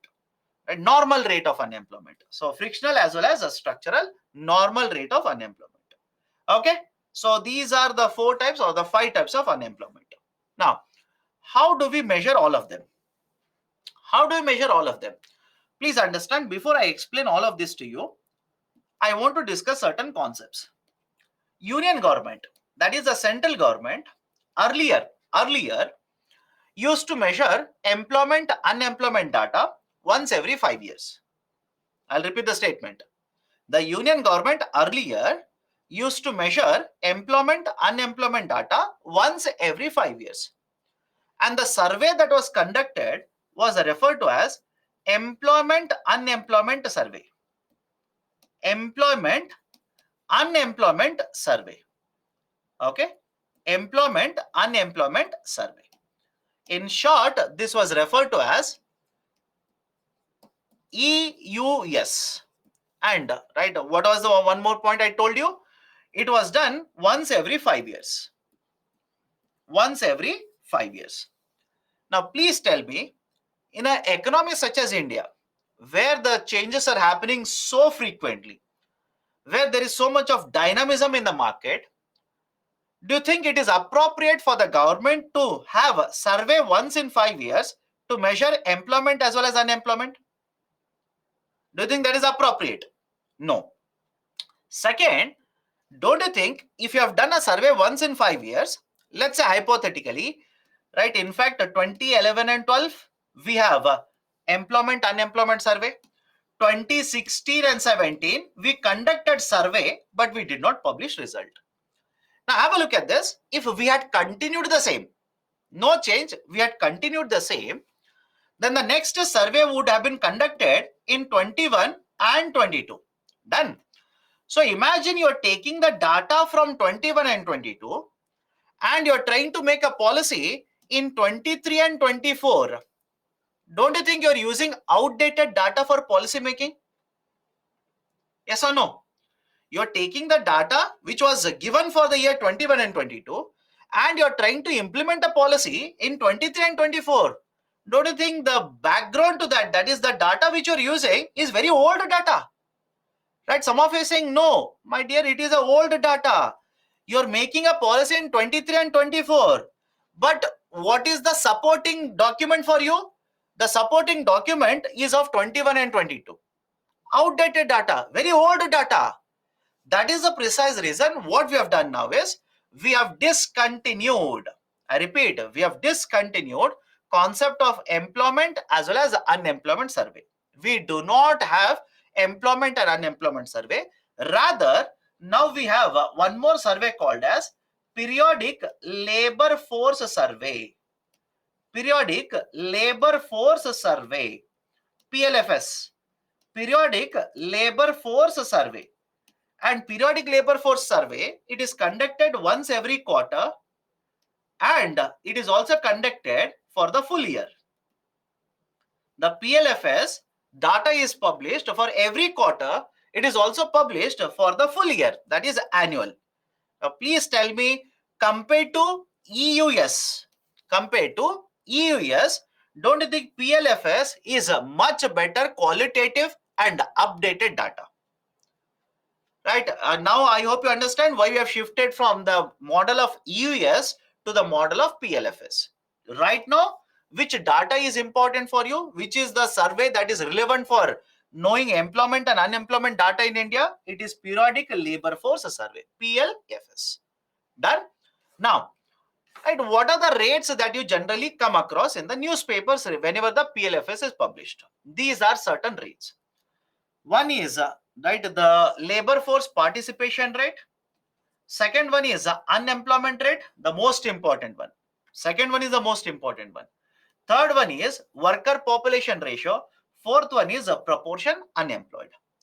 Now, before we discuss all the four, please look at 1, 3 and 4. Before we discuss all the four, I'll tell you, right, what is the formula, what is the importance, etc. Please look at 1, 3 and 4. Right? Don't you think 1, 3 and 4 are connected to each other? Let me know. Don't you think 1, 3 and 4 are connected to each other? Yes or no? Those who are wondering as to how they are connected, etc. My dear, look at the numerator. Don't worry about denominator. Look at the numerator. Labor force. And can I divide labor force into two parts? Can I divide labor force into two parts? That is a population which is employed and a population which is unemployed. Population which is employed and population which is unemployed. And if you want to understand what is the connection between 1, 3 and 4, please go back to your high school. Please go back to your high school. Do you remember this concept, right? The law of association, mathematics class. A plus B divided by C can be written as A upon C plus B divided by C. Yes or no? Right? A plus B divided by C, right, basically can be written as A plus C divided by B plus C. And what if I say it is into D? What if I say it is into D? Can I write two different formulas? A into D divided by C plus, right, a B into D divided by C. Do you remember these kind of concepts, right? Associative law, etc., etc. Now, don't buy at this. UPSC is never going to ask you this. So, should I buy hard this? Apart from this, what else mathematics should I remember for economics? No, it is useless. Why I'm talking about all of this is labor force. I'll use a short form now. Labor force divided by total population into 100. That is the formula for labor force participation rate. Yes. What is the labor force participation rate? Labor force divided by total population into 100. Now, please understand, can I use the numerator, split it into two parts, population which is employed, population which is unemployed, divided by total population into 100. Now, use the same law here. Use the same law. Can I write two more formulas using this? Employed divided by total population into 100, that is one formula. Unemployed divided by total population into 100. This is a proportion unemployed. This is right. I'm sorry. This is a worker population ratio, and this is a proportion unemployed. Please look at the two formulas 3 and 4. Let me know any difficulty. Please look at the three formulas now 1, 3, and 4, and please let me know if there is any difficulty. What is the meaning? I'll tell you. What is the meaning? I'll tell you. Don't worry. But I hope you understand 1, 3, and 4 are not different formulas. All of them are connected with each other. Now, what is the meaning of labor force participation rate? What is the meaning of it? Out of the total population in India, we want to find out how much of the population is willing to work. I hope you understand. Out of the total population in India, how much of the population is willing to work? And that's very, very important. Very, very important. I'll tell you why. Today, in case of India, we have a huge population which is in the working age group. Done? Which is there in the working age group, that is 15 to 59 years. Some authorities will say 15 to 59. Some authority, for example, ILO says 15 to 64. So the population which is there in this age group, which is willing to work, it's very, very high. Now, don't you think over a period of time, large part of this will become pensioner population. I hope you understand my point here.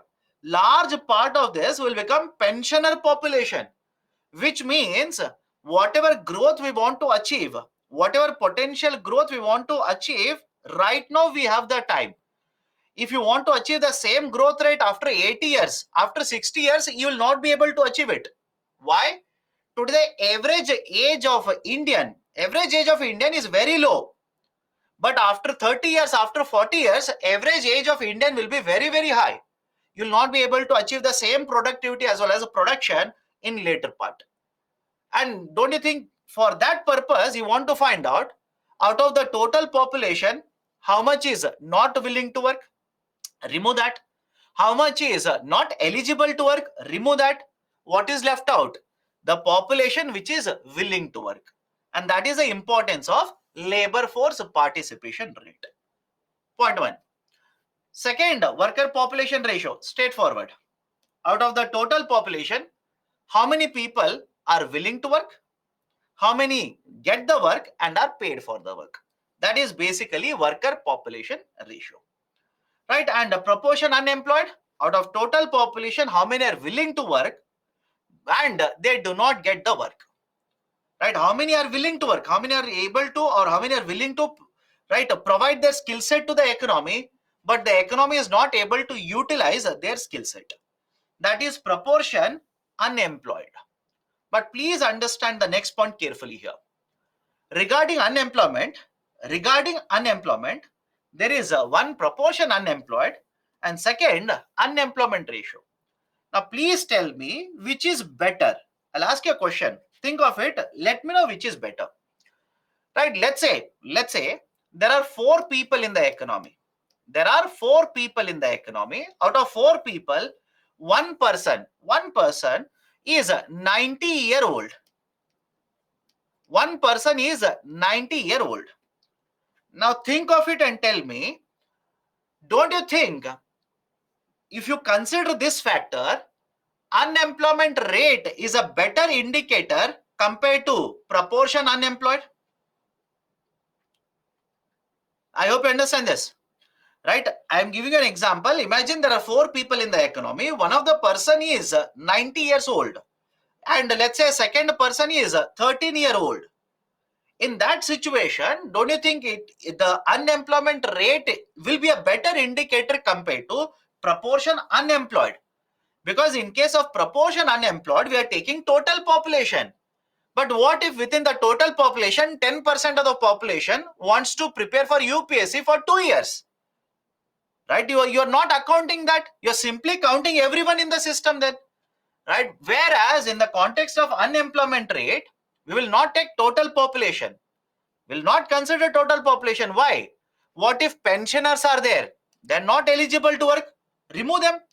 What if children are there? They are also not eligible to work. Remove them. Exclude them from the population. What if people will go for higher studies? Willingly they will go for higher studies. They do not want to be part of the labor market. Remove them also. So what you have left out is basically the labor force. What you have left out is basically the labor force. Meaning, out of all the population who are willing to work, out of all the population which is willing to work, how many are not able to get the job? That is unemployment rate. And that's a precise reason whenever you come across these articles in the newspaper, they generally don't discuss proportion unemployed. They will discuss unemployment rate. Yes or no? Those who have been reading newspapers, you will have to tell me. Whenever they talk about the health of the economy, whenever they talk about whether India is doing better compared to other countries or not, do they compare proportion unemployed? No. They will always talk about unemployment rate or unemployment ratio. They'll say that unemployment rate has increased to this much. Unemployment rate for the month of this has fallen down to this much, right? Etc. etc. That is the importance of unemployment rate. Done? Any difficulty? Any difficulty in all these 4, let's say, the ratios? Who is publishing all of this data? Right? NSSO is there. Okay. Now next, which is actually unemployed ratio? What do you mean by which is actually unemployed ratio? Unemployment rate is unemployment ratio. Okay. Okay. Next, the issue of joblessness in India. Many of you starting from the first class have been asking, sir, why there is so much of joblessness? Right? When we read in the newspaper, investment is happening, India's GDP is increasing, etc., etc. Even then, why there is so much of joblessness in case of India? Unemployment rate, why generally it is on, let's say 6%, 7% in case of India? These are certain very important factors. Let's go one by one. First one, a technical concept. In case of India, we have experienced a lower employment elasticity. In case of India, we experience a lower employment elasticity. Now, what do you mean by lower employment elasticity? Let me explain. Please by heart the formula as well as the definition of employment elasticity. Employment elasticity measures to what extent the growth experienced in the economy will create jobs. I'll repeat the statement. Arey Baba, don't type. I'm explaining that only, you're typing that only. Listen. What is employment elasticity? It is measuring to what extent GDP, that is a growth experience in the economy, will create jobs. Now let me explain why. Why basically there should be a relation. Imagine in case of India, 100 goods are produced this year. And next year, 120 goods are produced. Has the GDP increased? Assuming nothing else will change. Don't say, sir, what if market price will fall, etc., etc. Don't introduce anything. Let me know if the production will increase from 100 to 120. Has the GDP changed? Of course, the answer is yes. GDP also has expanded. Now, don't you think if the production has to increase from 100 to 120, one of the natural outcomes of this is the number of people who are employed, the people who have jobs, right? The number of people who have the jobs, it also has increased. Yes or no? Again, don't say, sir, what if machine is used, etc. I'll come to that also. But think of it, traditional concept. If the production increases from 100 to 120, does it not naturally mean that more people have got the jobs? So now, is it okay if I say there is a connection between the GDP as well as employment? Agreed? There is a connection between GDP as well as employment.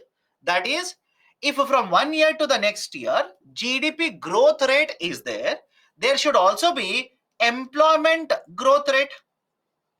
Any problem? Let me know right now. If from 1 year to the next year, if there is a GDP growth rate, then in the same time period, there should also be employment growth rate. But now the question is, if there is, let's say, 5% GDP growth rate, by how much percentage employment has grown? I hope you understand this. If the Indian economy will experience, let's say, 8% growth rate, by how much percentage the jobs have increased compared to last year? That measurement is called as employment elasticity. Now, please tell me, look at all the points that we have discussed and let me know. Think and let me know. Would you prefer a higher employment elasticity or a lower employment elasticity? Let me check. Right? If you are the government now, would you prefer a higher employment elasticity or a lower employment elasticity? Thank God, everybody has said higher. Right? Arre Baba. Some of you are saying lower now. Right? Some of you will be like, no. I don't agree with the other people. I'll say lower. My dear, if employment elasticity is higher, what does it indicate? Think of it, no? What does it indicate? If the GDP will increase by, let's say, 8%, employment, that is, jobs are created, employment will increase by, let's say, 9%. Would you not like this situation? You don't like this kind of a situation where employment is also increasing at a very, very faster pace. Or you like this situation, GDP will increase by 10%, employment will increase by 1%. Your argument is this: jobs should increase by only 1%. No, my dear. The jobs should be created at a much faster pace. Now, all of you will agree? All of you will agree? Higher the employment elasticity, it is considered to be good for the economy. Any problem? Let me know right now. Higher the employment elasticity, it is considered to be good for the economy. Now, some of you will basically say, sir, right, if GDP falls, right, and the numerator increases, then also you will have higher employment elasticity. My dear, you're simply applying CSAT. You're not applying economics here. You're simply applying CSAT. Tell me any example wherein GDP of the country will fall down and employment numbers will increase. Any country where you have observed this, where country will fall into recession, but the jobs generation is very, very high. No, right? Absolutely no. Right? So growth rate of GDP, compare that with the growth rate of employment. That is called as employment elasticity. And we expect employment elasticity to increase, to be higher. That means with the change in the GDP, more and more jobs are also getting generated. That is basically the concept of employment elasticity. Now, what if, understand this carefully, what if the GDP is increasing, but that is because of investment in machines? Think of it.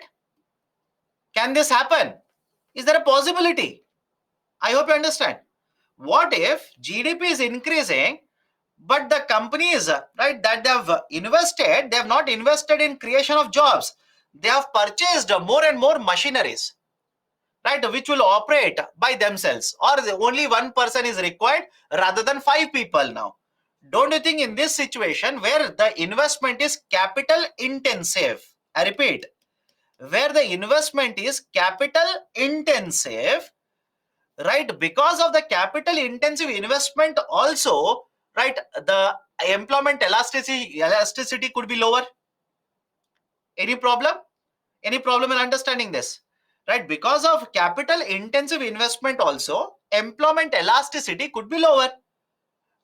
And another example is between manufacturing and services sector. Remember this, between manufacturing and the services sector, generally the manufacturing sector creates more jobs compared to services sector. I'll repeat the statement here.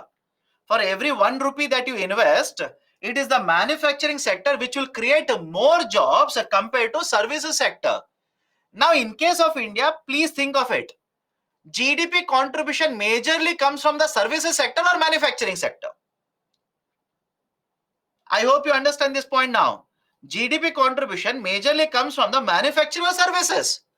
Majorly comes from services, which means if you invest 1 rupee in the services, the number of jobs that they create, service sector will create jobs, but comparatively, compared to the manufacturing, jobs created will be lesser, but contribution to the GDP will be higher. I understand this. Contribution to the GDP will be higher. So don't you think even this is also one of the factors that could lead to lower employment elasticity? Because majority of the contribution comes from the services sector. In service sector, they do not create comparatively, compared to manufacturing sector, they do not create a more number of jobs.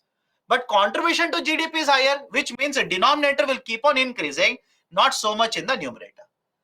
Right? So that is the reason in case of India, there are also many other reasons. I'll come to that also.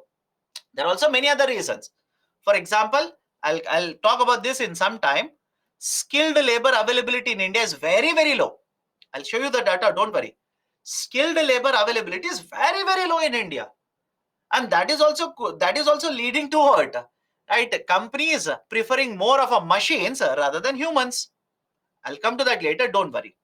So have a look at this.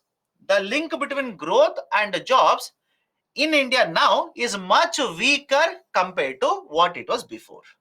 That is, if you compare, in 1990, the employment elasticity was nearly 0.4, which means for 1% change in the GDP, employment changed by 0.4%. But now, what is the employment elasticity?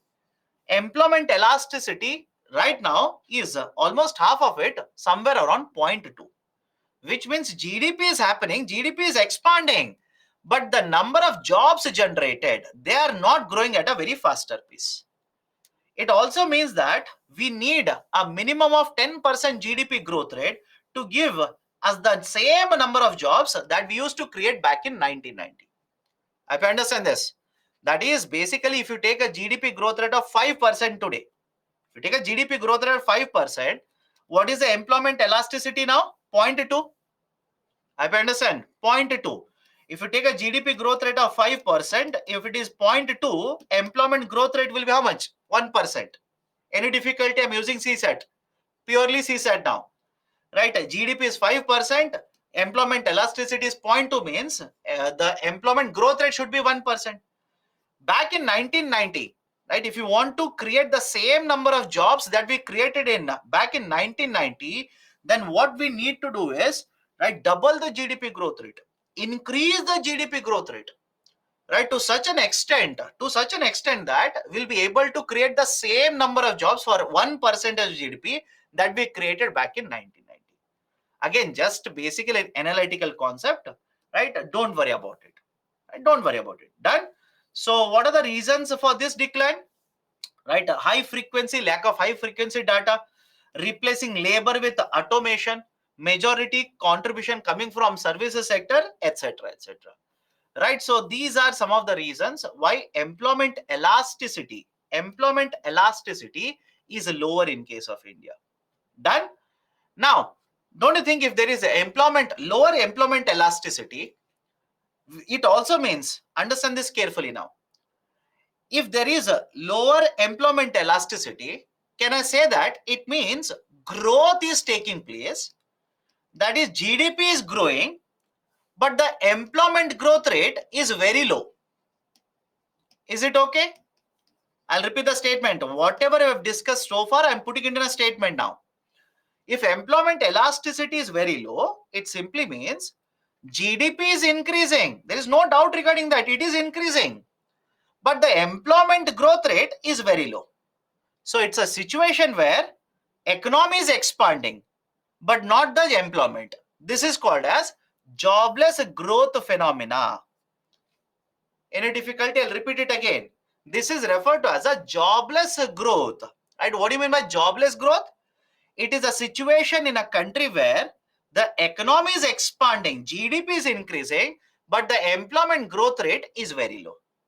Right? That is a jobless growth phenomenon. Done?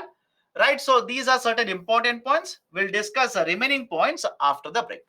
We'll take up other points are there. We'll discuss that also, but after the break. Before that, if you have any concerns, any questions, please do let me know. We'll address. So please continue by Jews. Okay. Economic Weekly, very difficult to do that. Why less FDI automatic for brownfield? Why less FDI automatic for brownfield? I don't understand the question. I believe you are asking 74%, 100%. Why 74 here, 100 there? My dear, there will be multiple reasons for that. Government would simply want to control how much FDI is coming in these kind of projects. Government says these are strategically important, so I want some Indian partner to be there, etc., etc. Okay. So despite of a large demand in aviation sector, why Indian civil aviation is struggling? The demand is there, no doubt demand is there, but please understand, I'll borrow the phrase that I used in food processing. Don't you think, just like food processing, the demand for civil aviation is concentrated in bigger cities? Let me know. Just like food processing, the demand will also be concentrated in bigger cities. Right? Of course, yes. And when the demand is concentrated in only few of the cities, then there is an issue of pandemic. Automatically, the demand has crashed. They are unable to contain the operational expenditures, etc., etc. That has led to a lot of these companies incurring losses. Okay. Rivers in Peninsula Plateau are not perennial rivers from Himalaya drainage cause flooding, so won't this affect the transportation if rivers are used? My dear, that is also the reason why government is thinking of connecting waters, connecting rivers. Have you heard of one of the projects of Government of India? Connecting rivers? Connecting the rivers in India, right? So that one river where flooding is very high, right? One river where the flow is lesser will be able to adjust that. Right? Government is actually doing that. For JNP, average time is 22 hours for or 0.9 day, but according to Sarbananda Sonowal, now overall, okay, same argument. I'm repeating it again. Whatever data I give, I generally take it from government documents. I cannot create a data. I know there is a requirement of manufacturing in India, but I don't manufacture facts. I would have taken it from government documents itself. Next year, when the economic survey is published, whatever data the government will give, simply take it by heart, that data. Done? Okay. Elaborate GDP. My dear, what do you want me to elaborate on GDP? We have discussed 5 hours on GDP. Right? We have discussed 5 hours on GDP concept. What do you want me to elaborate? You tell me. If you simply say elaborate on GDP, should I elaborate for 5 hours? Okay. Is India facing jobless growth rate? Yes, yes. In the last 1 decade, there's a concern that we are actually experiencing a jobless growth phenomenon.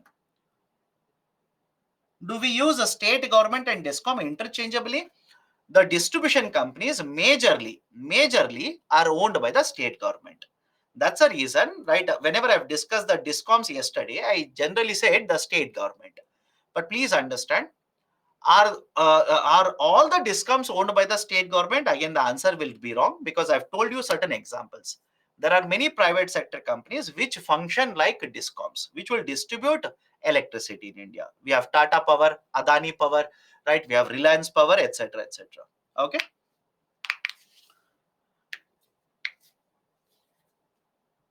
Okay. How do we eradicate? We'll have a look at it. Don't worry. What should be what is Government of India doing? What should be done to promote employment in India? We'll discuss that. Please don't worry about it.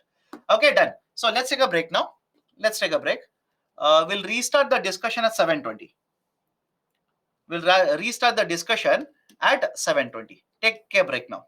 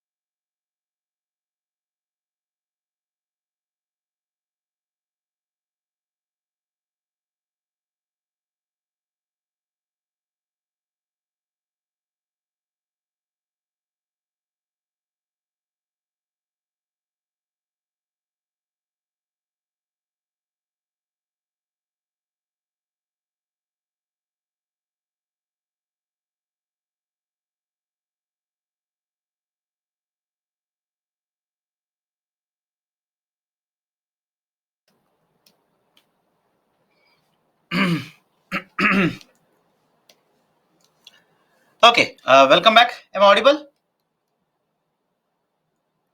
Am I audible? Can we go forward now? Done. Let's continue. So we are discussing the issue of jobless growth in India, right? One of the reason why there's a jobless growth is a proof of that is lower employment elasticity. Second one is skilled labor availability is low. But before I go to skilled labor availability, any problem with point number 3 and 4? Any problem with point number 3 or 4? Investment has become very much capital intensive. Majority of the contribution is coming from services sector. We have discussed it. That's the reason I'm asking you. So second one, we are yet to discuss the idea of a skilled labor availability is very, very low in India. How do I prove it? Let me show it to you. And I'll come back to this, don't worry. Now, whenever you talk about skill sets, there are certain issues. Point number one, there is a lot of population which doesn't have any skill set. There are absolutely no skills with certain population. They're willing to work, right? They are part of the labor force. They're willing to work, but they do not have any kind of a skill set. Please tell me, you're owner of a company. I'll keep on asking questions to you people in this context. Keep on answering. You're owner of a company. You will hire me. I don't know how to, right? Let's say write a mail. I don't know, right? How to basically, let's say, use a machine that you have. I don't know, right? Any work to do. Don't you think rather than hiring me, right? Basically, when you conduct the interview, rather than hiring me, you will not give any job to me? Yes or no? So the population which is willing to work is high, but if they do not have skill set, there is no way the company will provide the jobs. That's the first problem. Second problem, skill mismatch or skill gap. I've already discussed this idea with you. The skill mismatch or the skill gap. That is, let's say I have a skill set. I have a particular skill set, right? Let's say I know how to operate a particular machine. That is my skill. But you want to hire me. In your company, there is no such machine used. Absolutely no such machine that you are using. Yours is, let's say, a software company. Please tell me the skill that I have. Do you think that is the same skill set that you are searching for? Don't you think, right? There is a skill. I'm not saying there is absolutely no skill with me. But don't you think there's a gap between what you actually require and what I'm actually providing? That is also a problem of skill gap. So because there is an issue of a skill gap in India, because a lot of population does not have any skill set, this is also the reason why unemployment rate, or let's say employment growth rate, is not moving very, very fast. This is also the reason why employment growth rate is not very fast in India. Any problem with this? For example, have a look at the data here. Do not by heart it. Next year, economic survey, they will give you data, simply by heart it. This I've taken from the last year's economic survey. The level of skill development acquired has remained very, very low in India. 2.4% of the workforce in the age group of 15 to 59 years have received formal skill set. And in case of India, apart from this, 8.9% we have trained them, right? We have hired them, we have trained them, etc. Another 8.9% have acquired skill set, which basically, if you get the sum total of it, it will come somewhere around 11 to 12%. Is it okay? It will come somewhere around 11 to 12%. Now, in case of India, around 11 to 12% of the labor is skilled. It is skilled. And look at the other numbers. Look at the other countries. In case of China, 52% is actually skilled. I'm sorry, 24% is skilled. In USA, 52% is skilled. In UK, 68% labor force is skilled. Right? And Germany, 75% of the labor force is skilled. So if you compare India with other countries, the labor which is having skill set, right, is very, very less. Right? It is very, very less. Right? So this is one more reason why, right, the number of jobs which are getting created, the number of people who are getting jobs is not moving at a very, very faster pace in India. Done? Right? This is basically the issue of labor skilling. Now, another issue in the labor market, a large population in India which is working, a large population is actually involved in the agriculture sector. What is the problem with having large population in the agriculture sector? In agriculture sector, there is a lot of disguised unemployment. Yes or no? Right? There is a lot of disguised unemployment. That is the first problem with having large population involved in the agriculture sector. Second, in agriculture sector, don't you think there will also be a problem of seasonal unemployment? There will also be a problem of seasonal unemployment. That is also a problem. Third, when large population is involved in the agriculture sector, is there any guarantee of how much revenue the agriculture sector will provide to them? Think of it. Any guarantee? How much revenue? How many days of job you will get? How much revenue you will get by selling the crop, etc. That is basically uncertainty. The uncertainty regarding the revenue generation is also a problem of agriculture sector. So we have a large population, right? Generally around 49 to 50% of working population in India is getting stuck up in agriculture sector, and there are problems related to agriculture sector. And don't you think this is also one of the reason why the number of poor people in India are very, very high? Think of it. Don't you think this is also one of the reason why, right, number of poor people in India are very, very high? Right, of course. And that is the reason I'm giving you one more point here. Please remember this. If there is a question asked on poverty, let's say under social issues, right, do not write only social angle related to that. Make a point, right? Always try to include this point. If you want to eradicate poverty in India, we will have to address the problems faced by agriculture sector. Right? You are talking about rural development. You're talking about overall growth in the economy. You're talking about poverty in India. Just ensure that you will write one point. We will have to make sure that agriculture sector will start performing better.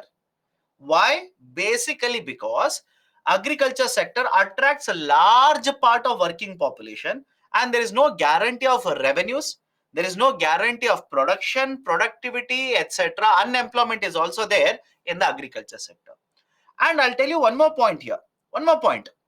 It's not that out of choice. I repeat, it's not that out of choice a large population is working in agriculture sector in India. It is because of compulsion. It is because of compulsion. Why? Understand this carefully. Imagine you want to be absorbed in the manufacturing sector or services sector. Don't you think you should have a particular qualification? Let me know. Right? There is a requirement of certain qualification. If qualification is one of the requirement, what about skilling? There is also requirement of a skilling. But to work in agriculture sector compared to manufacturing and services sector, think of it and tell me now. Compare it to manufacturing and services. To work in agriculture sector, do you require skills? Do you require qualification? No. Right? So generally what happens is, because of so many factors, what generally leads to is a large population in a rural part of India, it will get stuck up in the agriculture sector. Right? That is a concern in India. That is basically the concern. Okay. So this is one more labor issue. Next one is, I'll come back to this. Okay. Next one is the labor laws. Next labor issue in case of India is labor laws. Sir, how labor laws become a problem in India? Follow the explanation carefully. The labor law is basically a concurrent subject. What do you mean by concurrent? On this subject, central government is also allowed to make a law. State governments are also allowed to make a law. Now, as a result of this, in case of India, there are number of laws which every state government has implemented, number of laws which central government also has implemented. At one point of time, I repeat, at one point of time, in India, there were more than 100 labor laws. There are more than 100 labor laws. Now, please tell me, if you're a company, you're an employer, don't you think following, let's say, even 10 labor laws is very difficult for you? implementing the provisions within, let's say, 2, 3, or 4 labor laws is also very, very difficult for you, because these labor laws are not easy. These are very, very stringent. These are very, very strict labor laws. And there is a reason why these are very strict. Most of these labor laws were written post-independence in India. These have been written 30 years ago, 40 years ago. Now, please tell me, don't you think there is a huge change in the economy compared to what it was 30 years ago? What it was even 20 years ago? So when the economy has undergone the evolution, we are still using the same labor laws. Don't you think this new economy, or let's say this latest economy, will find these old labor laws very much restrictive in nature? For example, I'll give a very simple example. There is a labor law which says that if you want to remove people, you'll have to take the permission of the government first. You'll have to take permission of the labor inspector. That is, various state governments have this provision. More than 100 people you want to remove, take the permission of the government first. Right now, manufacturing companies, private sector companies demand that the labor laws should be very relaxed for us. There should be a lot of flexibility in the labor laws. But in case of India, most of the labor laws are very, very rigid. Very rigid. They are done in order to protect the interest of the working class. So if you're a private sector company, and let's say hypothetically, the labor law will be applicable to you if you hire more than 10 people. Will you hire more than 10 people? Think of it and let me know. Right? And most of these labor laws will come into force if you have more than 10 people, more than 20 people, like this. If a labor law is very stringent, very strict, and it is applicable to you, if the number of employees are more than 10 in the company, what you will do? Rather than hiring more than 10, you will hire 9 people. You will hire 8 people. You will hire 3 people, 4 people, like this. And those of you who will ask me a question, if they are going to hire, let's say, 9 people, will their production get affected? No. On the other side, they will hire contract workers. They will simply hire contract workers. And what is the basic idea of a contract worker? Gig economy. Have you heard of this? Right? A person is not going to be employed full time in a company. I hope you understand. A person will not be employed full time in the company. Absolutely no. The employer says, if I need you, I will allocate work to you. Yes or no? If there is work, I will allocate it. If there is no work on that day, no work for you. So based on the requirement, whenever there is a demand, they will give the job. Whenever there is no demand, they'll simply tell them no work, no payment. Right? So basically all these things are being done in the economy. And that is the precise reason in case of India today, there is a huge growth of gig economy. I'll go to the concept of gig economy in some time. Okay, so these are some of the issues that is holding back. Right? These are some of the issues that is holding back the growth of employment in India. Okay. Now, some of you are saying, but very recently some of the labor laws have been codified. Absolutely correct. Central government took around 30 plus labor laws and codified them into 4 labor laws. But please tell me, have any of these 4 labor codes, have they been implemented at the state level? Check it. Check it, by the way. Please let me know if any of these 4 labor codes have been accepted and implemented by the state governments in India. Right? These have not been implemented, and right, I'm pretty sure these will not be implemented for the next 2 years. Why? You know what is going to happen in 2024. I hope you understand. You already know what is going to happen in 2024, right? And very recently, couple of weeks ago, there was an article regarding the same thing in Economic Times as well. So yes, Government of India is taking measures, but please understand, those labor laws which have been codified by the government. For example, there is a code on social welfare, a code on safety, right? A code on wages, right? These 4 codes are there.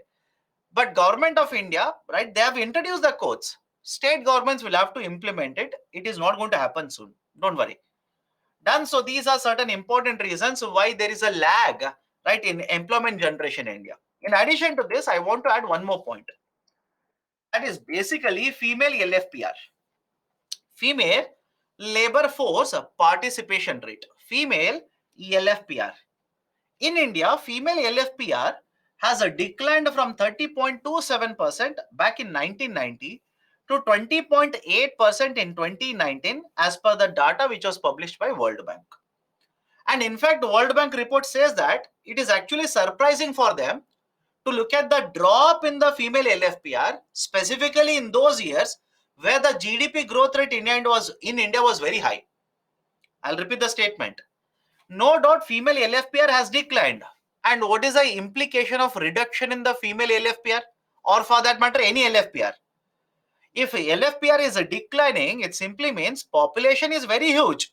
But out of that population, how many people are willing to work? Right? That is actually declining. Means what? Population which is dependent on others will keep on increasing. Done? So that is basically the concept.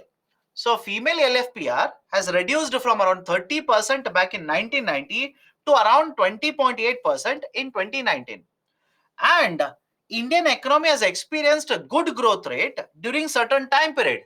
In fact, World Bank says it is surprising to see that in those years where GDP growth rate was good, the drop in the female LFPR has been very, very high. There has been a sharp decline in the female LFPR in those years where the GDP growth rate has been increasing at a good pace. Right? So these are certain important points regarding female LFPR. Okay. And if you ask me, sir, why female LFPR is decreasing? The reasons are multiple. For example, in rural part of India, again, don't look at only your house and say you are wrong. Okay, look at the whole economy. In a rural part of India, generally, it is the male population of the house which will go out to work, but they will ask the female population not to go out for work. Have you seen such situations or not? I am not making this up. Economic survey has said so. I am not making this up. Right. Second reason is, imagine there is a household. Urban or rural doesn't matter. This is observed uniformly.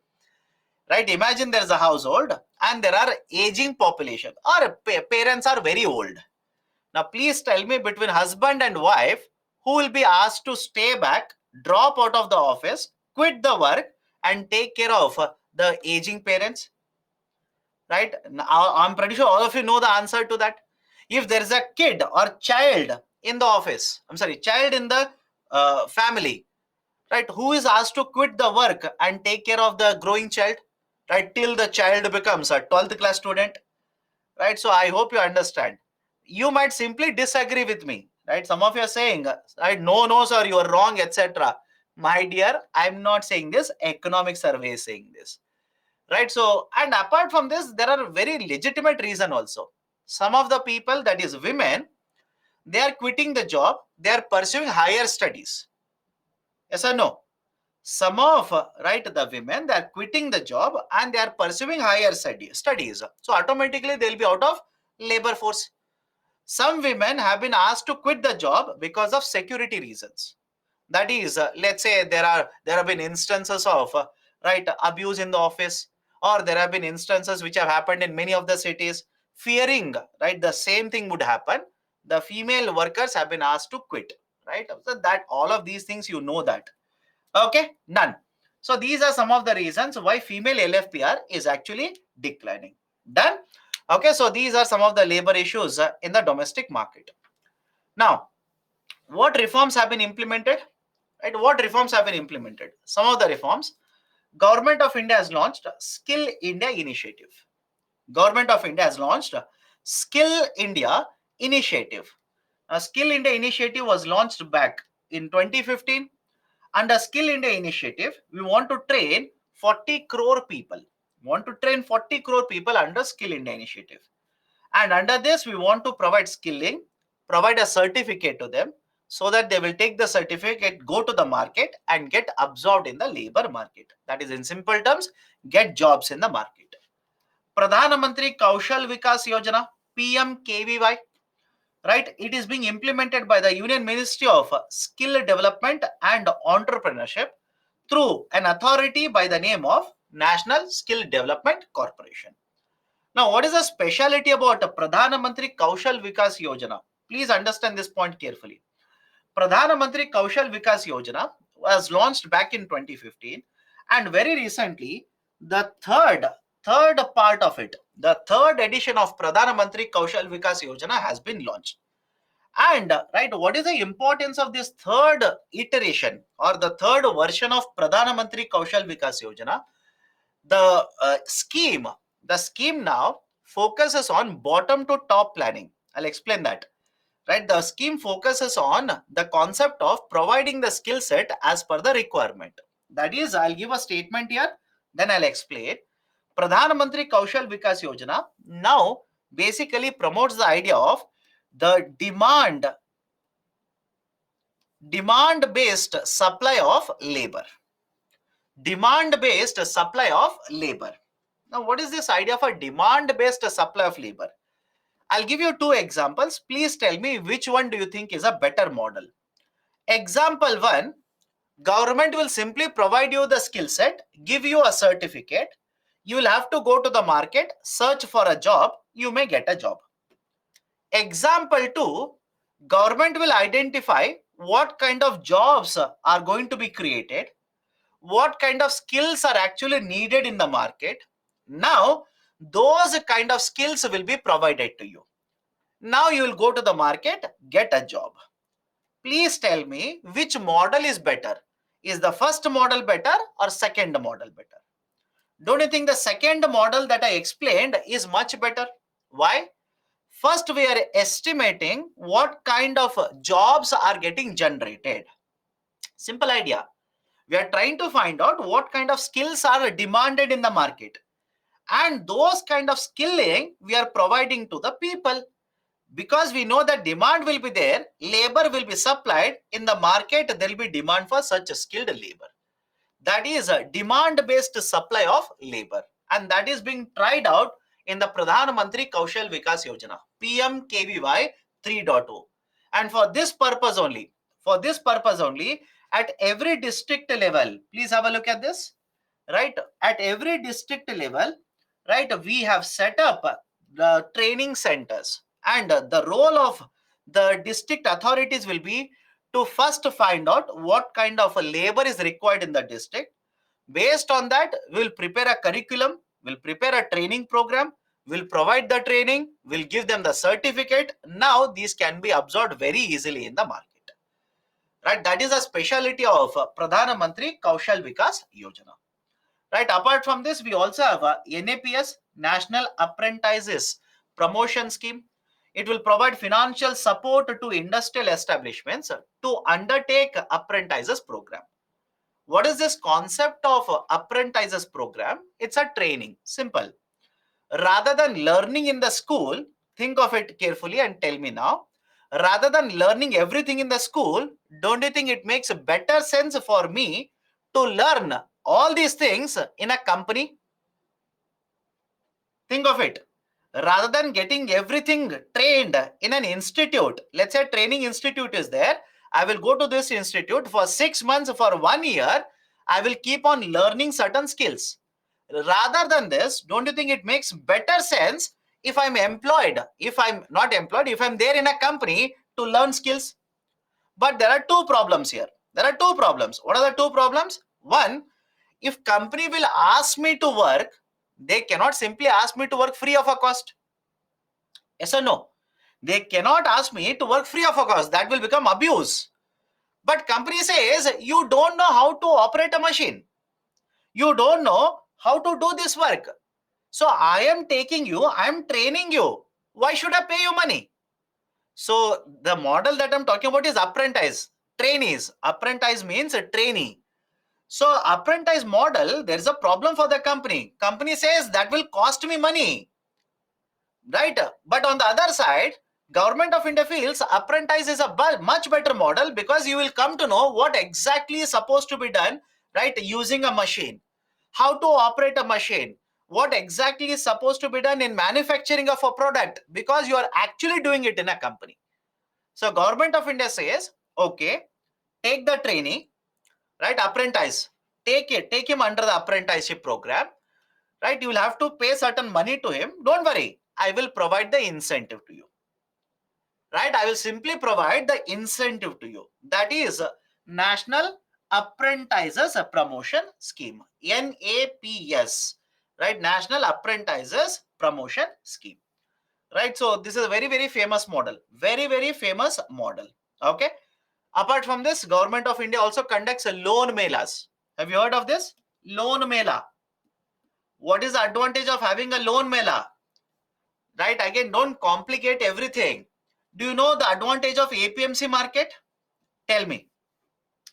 You have studied, now apply it. What is the advantage of a mandi? Right? Mandi, every seller will bring the crop, every buyer will go to the market. So it is a meeting place. It is a market where buyers and seller will come together. Apply the same logic to an employer and an employee or a job seeking aspirant. Rather than individual companies, right? I've written loan mela, Rozgar mela. My mistake. Rather than loan mela, it is Rozgar mela. Rozgar mela. Okay. Now, basically, in case of Rozgar mela, multiple companies will come together. Government of India says at this place you can conduct Rozgar melas. So let's say 20 companies, 40 companies, 50 companies, they will come, and all the people who are searching for the jobs, they will take their CVs, right, and go to the mela. And many of them will be interviewed, right? Interview will be conducted, they'll be selected, job, right, that is the agreements, right, or contracts will be provided to them. So that is a job mela or Rozgar mela. So Government of India is implementing a lot of these reforms to promote employment in India, right? Either be it skilling, for promotion of, right, let's say apprenticeship program or Rozgar melas, etc., etc. Done. Apart from this, to promote overall employment, Startup India has been promoted. Okay. Make in India, right? Again, under both of them, we want more and more jobs to be created. Labor laws have been rationalized. I've told you this some time ago. Central government has taken more than 30 labor laws and they have restructured them into 4 labor codes. But I don't think so they will be implemented anytime soon. We have also implemented MSME reforms. Sir, why MSME is written under the concept of employment? Reason is simple, my dear. MSMEs account for a large number of jobs in India. Do you remember the number? More than 6 crore MSMEs are there in India, and they account for more than 11 crore employment opportunities. Right? We have also implemented Skill India initiative. Right? So these are some of the reforms undertaken by the government to promote employment generation. Okay. Now, concept of gig worker or gig economy. Concept of gig worker or gig economy. Sir, how can we know which jobs are in demand in the next 2 or 3 years? Please do let me know. Right now, don't you think there is a huge demand for, right, certain people who can code, who can write codes for gaming, right? Data scientist, artificial intelligence, etc. Right? Don't you think that that kind of a demand is getting generated in the economy now, not only in India but across the global market? Right? So there is a lot of right scope here, and Government of India is actually trying to do that. Okay. Now, gig economy or gig workers. What do you mean by gig worker here? I'll start with an example. Right? The Swiggy delivery partner, Zomato delivery partner, right, or Ola cab driver. All these are nothing but gig workers itself. But how do you define a gig worker? Right? I'll give you an example here. I'll give you a definition here. A gig worker simply means, right, a system wherein a non-standard work arrangement is done. A non-standard work arrangement is done. What do you mean by a non-standard work arrangement? Tomorrow, if you become an IS officer, I want all of you to become IS officer. Don't you think there is a contract between the Government of India and you? Let me know. Don't you think there is a contract, there is an agreement between you and Government of India, that is Department of Personnel and Training? That contract will basically say, right, how much will be your salary, what is your role and responsibility. Or else, if you are already working with a company, Don't you think that company has given an agreement, signed an agreement with you, contract with you? How many working days are there? What will be your working hours? What will be your annual salary? Right? Whether the tax will be deducted from your side or the company will pay the taxes. All these roles, responsibilities, etc., are clearly given out in a contract or in agreement. That is a standard that is a standard employee employer working arrangement. But when you talk about a gig worker, there is no such a standard arrangement between both of them. For example, if you're a Swiggy delivery partner, the company, that is a Swiggy company, doesn't guarantee salary to you. They will not say monthly 50,000 rupees guaranteed I will pay from my account to your account. Absolutely no. Right? Is there any bonus, or let's say, is there any health insurance? Right? Is there any scope of a promotion? There is no guarantee whatsoever. Right? Swiggy company will simply say, the more deliveries you provide, the more food you deliver, per delivery, I will give you so much amount of incentive. So this is a non-standard arrangement. This is not a standard arrangement. This is a non-standard work arrangement. So such non-standard work arrangements between employees and the employers, this is basically the concept of a gig work. Right? This is basically idea of a gig work. For example, you must have heard of freelancers. Yes or no? Freelancers are part of gig work only now. That is, for example, if you're a freelancer, you will provide a project, the software company will give a project to you. You will finish the project and give it to the company, and only for that project amount will be paid to you. Gig work. Ola drivers, right? You'll basically let's say provide services. Let's say 20 drops you will make, 30 drops you will make. Based on the number of drops, targets are given. You achieve the target, right? The money will be given to you. So this non-standard work arrangement, that is called as a gig work. You can also have a different definition here. A gig worker is a person who performs work or participates in the work arrangement and earns from such activities outside a traditional employer-employee relationship. And please understand, if you're a full-time worker, don't you think company will provide, that is your employer will provide lot of benefits to you? Think of it and tell me.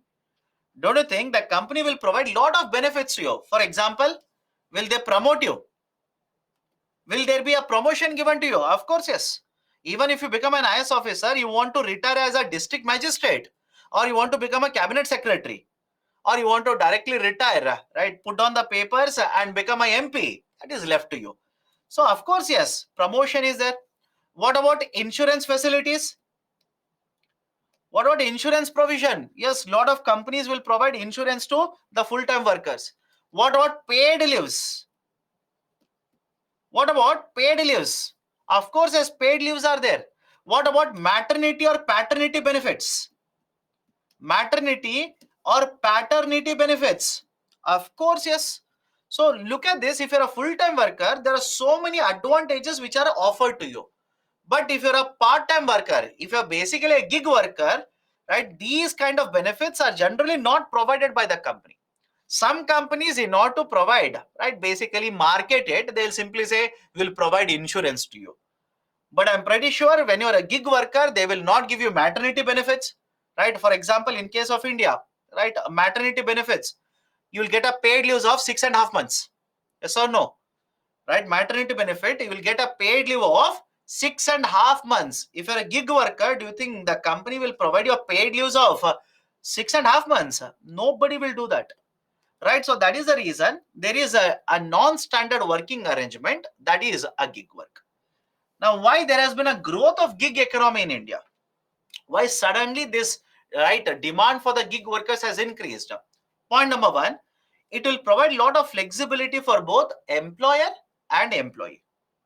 It will provide the flexibility between both employer and employee. That is, if I'm an employee, I don't want to get stuck up 9 to 5 jobs. Sorry, I don't want to work in a kind of a job where I'll have to be there in the office at 9 o'clock and get out of the office at 5 o'clock. That is not the kind of work that I want to do. I want to work whenever I want to work. Next month, I want to go to a trip to Europe. Nobody should be asking me not to go. But if I'm working in a company, that is not possible. It's not possible because there are demands, certain kinds of demands which we'll have to meet when you're working in a company. But what if I'm a freelancer? What if I'm a freelancer? Right? I will work for one project, then for the next 1 month, I will not work. Right? You must have heard of this saying. Many people who are freelancers, they will say, I am my own boss. Yes or no? You will keep on hearing this particular statement given by them. They'll simply say that I am my own boss. I will decide when I want to work. I will decide for whom I want to work, etc. That kind of flexibility is there in a gig work. For employer, what is the flexibility? If you hire me as a full-time worker, there are so many benefits that you will have to provide to me. But if you ask me to work temporary, that is as a freelancer, as a gig worker, no such benefit you will extend to me. So don't you think you will provide me the work whenever there is a higher demand? Otherwise, you will not provide any work to me. You will also have a lot of flexibility there. Employee can work for multiple organizations. Definitely, yes. Again, if you're a gig worker, if you're a full-time worker, you are supposed to work only for one organization because there's a contract. There's a contractual obligation. But if you're a gig worker, for example, right, can a person work as a Ola driver plus after certain point of time, right, in the same day, can he work for some other company as a gig worker? Yes, of course, yes. Right? Can you work as a software engineer for multiple companies as a gig worker, freelancer? Answer is again yes. Right? So argument is simple here. In case of gig working, employee can work for multiple organizations because there is no standard working arrangement. There is no restriction on you. Companies do not have to hire and pay for full-time employment, which is costly for them. It will contribute to employment growth rate in India. So these are some of the factors which have led to growth of the gig economy in India. Is any issue so far? Sir, can engineer be a freelancer? Of course, yes. Many of the software engineers work as freelancers only. Is it moonlight worker? Moonlighting simply means what? Understand this carefully. I'll explain to you what is a moonlighting. From 10 to 5, or let's say 9 to 5, 9 to 6 or 10 to 5, whatever it is. So 9 to 6 or 9 to 5, you will work as a software engineer in a company Wipro. Okay. From 9 to 5, you will work as a software engineer in a company Wipro.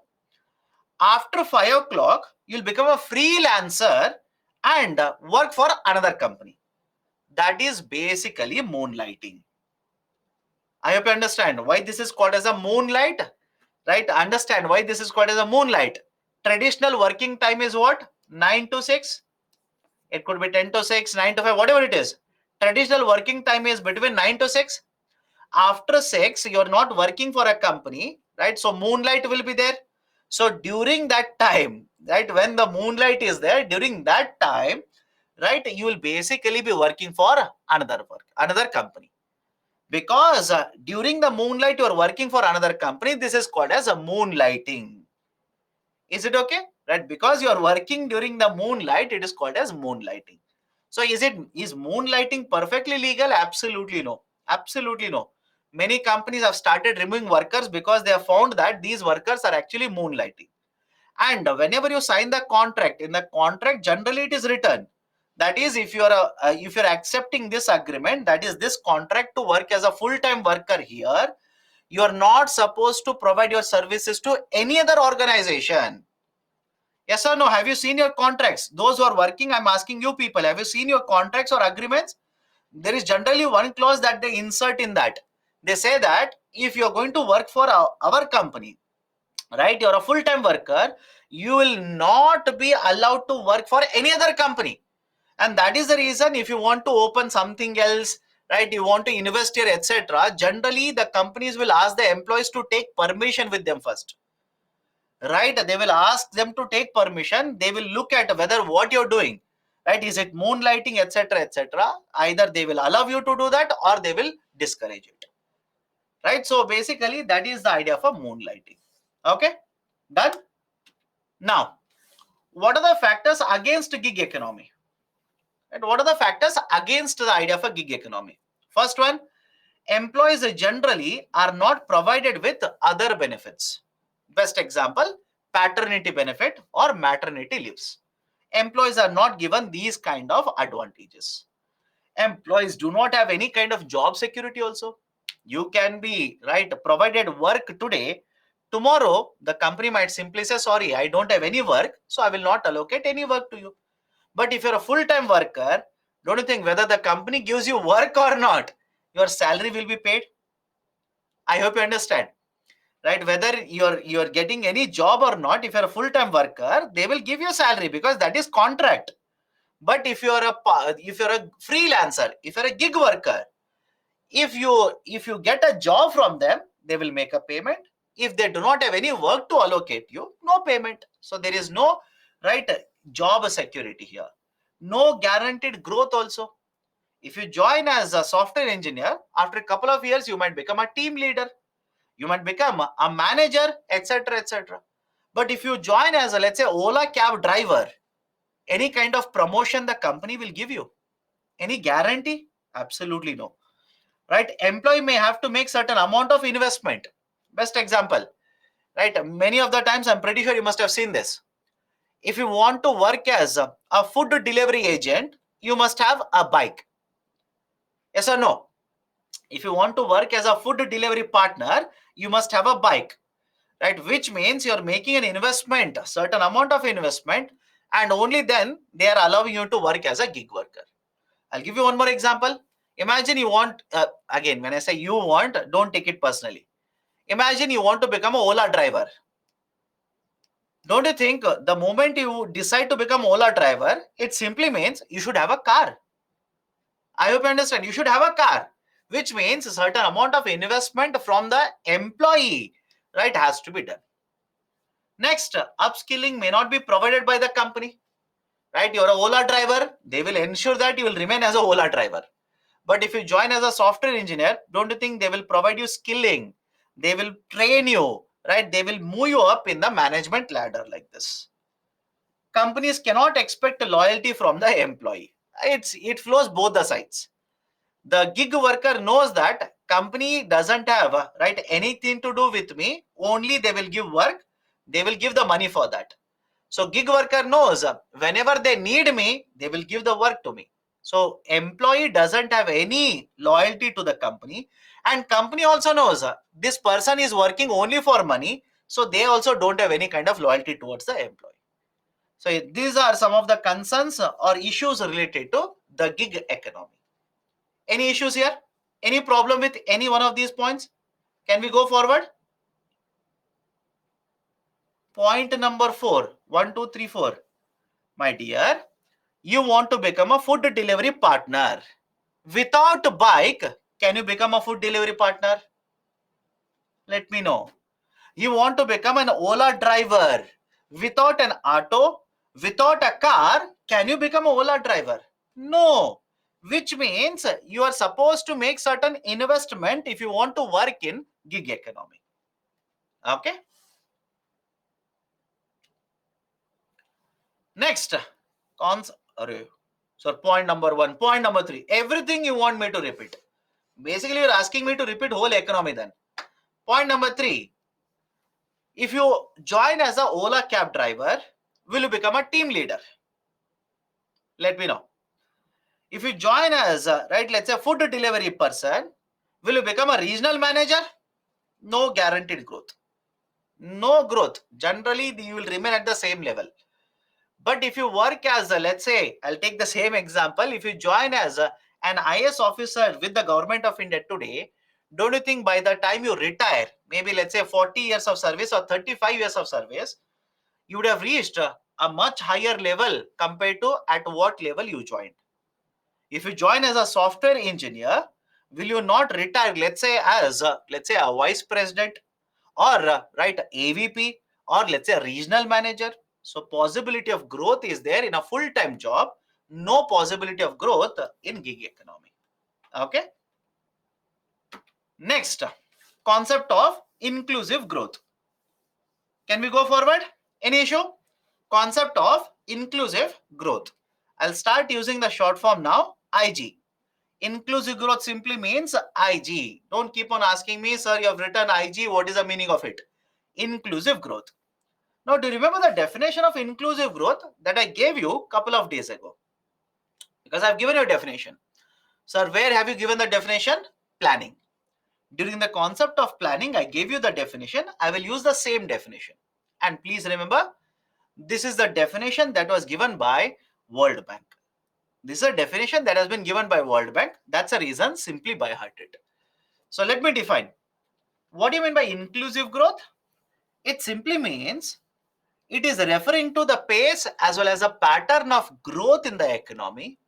Both are connected to each other and both have to be achieved together. Simple. I'll repeat it again. Inclusive growth refers to the pace and pattern of growth in the economy or growth in the country. Both are connected to each other and both have to be addressed together. For example, there's a term called as, I'll write it separately, there's a term called as growth. And there is another term called as development. Economic growth, economic development. Now, what is the basic difference between growth and development? Please understand, whenever you use the term growth, whenever you're using the term growth, it is basically referring to percentage change in GDP. Percentage change in the GDP. That is, in the last 1 year, by how much percentage? How much percentage GDP has changed? It is basically a representation, right? That is a quantitative representation. In terms of quantity, what has happened to the GDP number? Whereas if you talk about development, development is basically what is the impact of growth on certain parameters. I repeat, what is the impact of the growth on certain parameters? For example, what is happening to the number of poor people in India? Is the number of poor people decreasing or is it increasing? What is happening to the number of people who are hungry in India? That is that population which is not able to get access to food grains because they don't have sufficient amount of money. What is the impact of this GDP on, let's say, pollution? What is the impact of that on pollution? What is the impact of the GDP on employment? This is referred to as a development. This is referred to as development.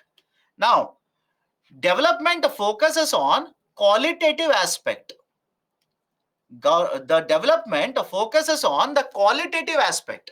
That is, what is happening to pollution? Is pollution increasing, decreasing? Don't you think you're talking about quality here? What is, right, let's say the number of poor people, is it increasing or decreasing? So growth is quantitative, whereas the development is qualitative. Now, before I go forward, let me ask you a question. Answer this now.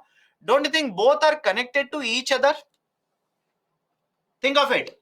Don't you think both of them are connected to each other? And don't you think Government of India should address both of them together? Can Government of India focus only on the growth and ignore development? I hope you understand. Can Government of India focus only on the growth and ignore development? No. If Government of India does that, it will not lead to inclusive growth. It will lead to exclusive growth. And can Government of India focus only on the development without achieving growth? That is also not possible. Because you want to achieve, let's say, you want to ensure agriculture sector will increase the incomes earned by the farmers. If you want to do that, don't you think the GDP of Indian economy should increase? If Government of India wants to ensure number of poor people will come down, don't you think one way to achieve that, the best way to achieve that is increase GDP, but ensure, right? For example, some of you will ask me now, sir, rising in the GDP, how can government ensure lower poverty will take place? My dear, if Government of India will ensure more and more jobs are created, I hope you understand, more people will get the skilling, more and more jobs are created in the market, GDP increases, does it not mean that more number of people are getting jobs. If more and more people will get the jobs, don't you think they will earn more income or salary? The house, right? The house which was there in poverty now will move out of poverty, right? So automatically we'll be able to address all of them. That's the reason. Look at the definition all over again now. Inclusive growth refers to both the pace and pattern of growth which are interlinked and must be addressed together. Do not try to focus only on the growth. Do not try to focus only on the development. Both are connected to each other. Address both of them together, and that will lead to inclusive growth. Done? Right? This is a definition. And whenever I say inclusive growth, what are we trying to achieve? What will be the features of inclusive growth? We will reduce poverty. Yes or no? Can we say India has achieved inclusive growth, right, with $5 trillion economy, where population which is poor is very, very high? In fact, it has increased. Can you say it is inclusive growth? No. It will lead to exclusive growth. Industrial and social sector development, we will have to promote financial inclusion. We will have to ensure regional imbalances, regional disparities which are there will be reduced. Income disparities which are there should be reduced. We will have to protect the environment also. Many of you will think, sir, what is the connection between environment as well as inclusive growth? My dear, think of it and right, understand this carefully. In fact, UPSC had asked the question connecting both of them. Right? If you do not protect environment, can there be unseasonal rainfall? Let me know. If you do not protect the environment now, can there be unseasonal rainfall later? Can there be floods later? And can this affect economic activity in India? Can this affect economic activity? Of course, yes. If the floods will happen, what about agriculture sector? If there is unseasonal rainfall, what about production? So argument is simple. You will have to protect environment. It is also part of achieving inclusive growth. Right? You will have to ensure that we will not pollute the environment in such a way that our economic activity will get affected. And let's say there is a flood, there is a excessive rainfall, there is a deficit rainfall. Don't you think that will not only affect your GDP number, it is also going to increase unemployment, it is going to increase poverty in India. Right? That is the reason there is a very good connection between protecting the environment, which is a part of inclusive growth. Yes or no? Anybody has a difficulty here? Promotion of employment, development in agriculture. So generally, when you say we want to achieve inclusive growth, what are we trying to achieve? What are the features we are looking at? These are the features we are achieving, we are looking at. And let's say we achieve all of them. Think of it now. Let's say we achieve all of them. Employment rate is very, very high. Farmers are earning very good income. Right? Farmer suicides have come down. The inequalities in income has come down. Wealth inequality has come down. Can we say that we are achieving inclusive growth?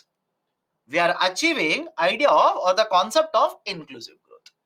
That's a reason whenever you say we want to achieve inclusive growth, what are you trying to achieve? These things. These are the things you are trying to achieve in the overall economy. Now, let me ask you a very simple question. UPSC had asked this.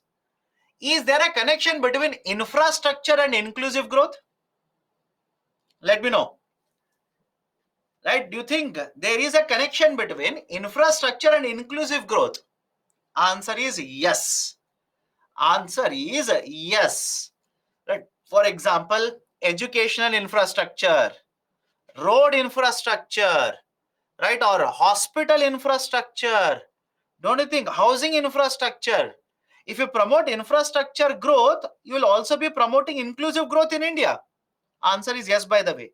And this was asked by UPSC in the mains. This was asked by UPSC in the mains exam. And many students kept on wondering what is the connection between infrastructure and inclusive growth. Look at the kind of infrastructure. Automatically, if you promote that kind of infrastructure, we will be moving towards inclusive growth. That's a basic idea. Done. So these are the features of inclusive growth and definition of inclusive growth. Now, has India achieved inclusive growth? Right? Anywhere can you say India has achieved inclusive growth? No. First one, population which is extremely poor in India. Right? The population which is extremely poor is very high. India houses, in fact, one of the largest poor population in the world. The population which is poor in India, it is one of the largest in the international market. Right? So first one, no. Right? So population which lives in extreme poverty is very high.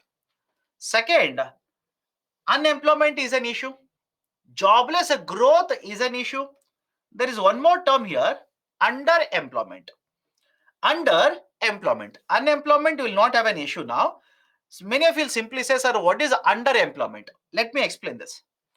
Underemployment means a person is working, person with higher qualification. Just a second.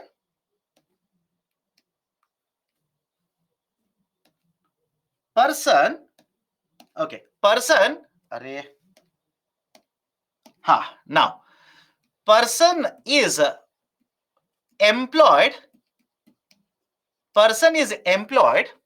where the qualification requirement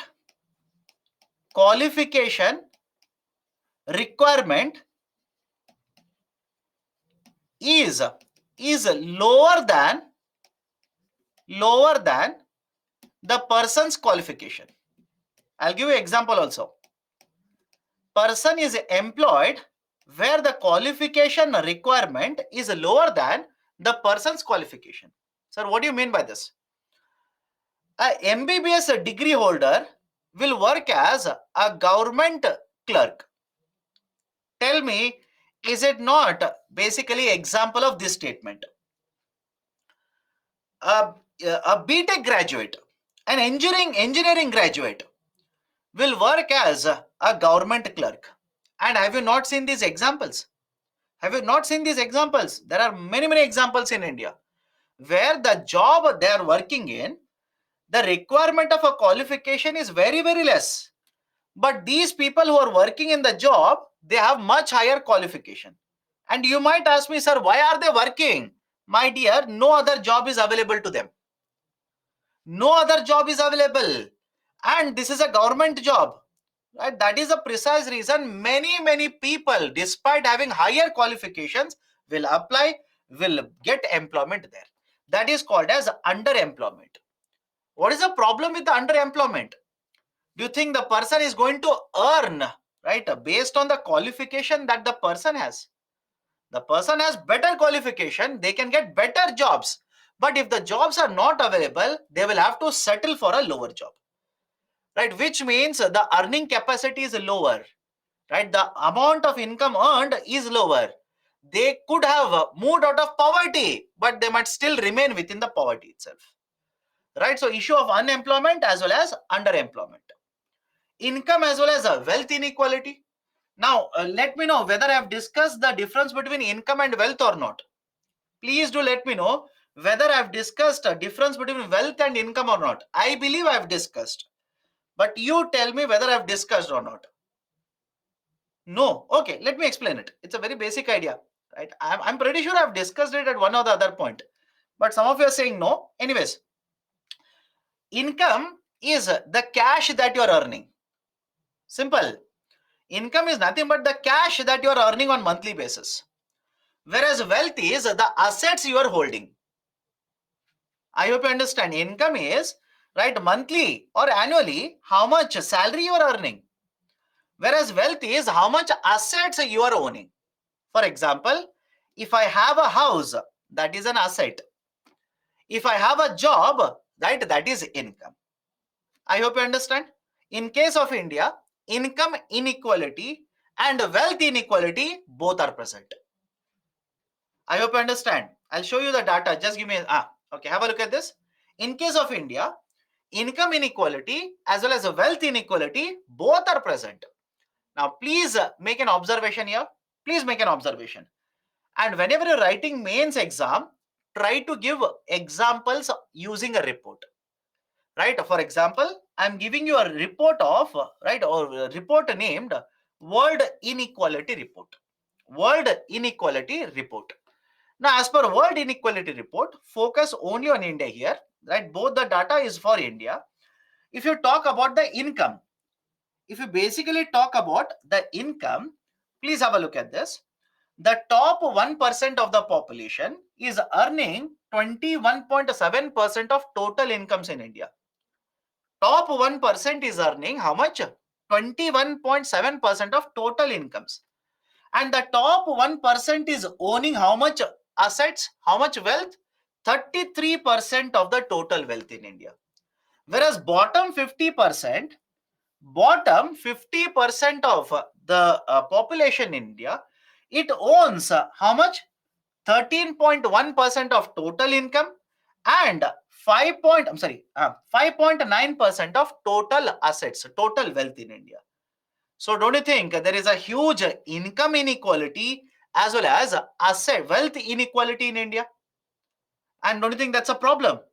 Yes, that's a problem, which represents what? There is a, right, there is a long way to go before we say we are achieving inclusive growth. What about income inequality? Sorry, income inequity. That is, how much of the income will go to the women workforce? How much of the income will go to the male workforce? As per this report, 18.9%, 18.3% of the total income generated in India will go to the female workforce, which means around 82%, around 82, I'm rounding it off, around 82% of the total income generated in India, it goes to the male workforce. Right? Don't you think that is also representing, right, the gender income inequality? I understand gender income inequality. So that is the reason, right? Again, I'll go back to the point here. There is a huge inequalities in terms of income and wealth inequality. There are also imbalances. That is, certain regions are very well developed in India. Certain regions are underdeveloped in India. Right? For example, in the same state, you must have seen certain cities very well developed, very good infrastructure, right? People have got lot of jobs, per capita income is very high. Just right beside the city, imagine there's a village, right? Poverty is very high, slum is there, per capita income is the lowest, right? No hospital facilities, no school facilities, etc. Right? That is regional imbalances. Regional imbalances are also existing. Industrial growth rate in case of India has contributed to a lot of pollution. India is one of the largest polluter in the international market. Generally, in terms of numbers or ranking, India is ranked at the third largest polluter or the fourth largest polluter. So to answer the question, has India achieved inclusive growth? The answer is no. We are still in the process of achieving inclusive growth. Next, what is the need for inclusive growth in India? What is the need? Why should we achieve inclusive growth? First point, India has the second largest population, and by various accounts, it is already the largest population. Right? I've written second largest population, but many of the surveys already have stated we might have already overtaken China. Finally, in something, we have overtaken China. That is in case of population. So India has a very large population. Don't you want to ensure that every part, right, that is every section of the society will get the benefit of the growth that we are achieving? Of course, yes.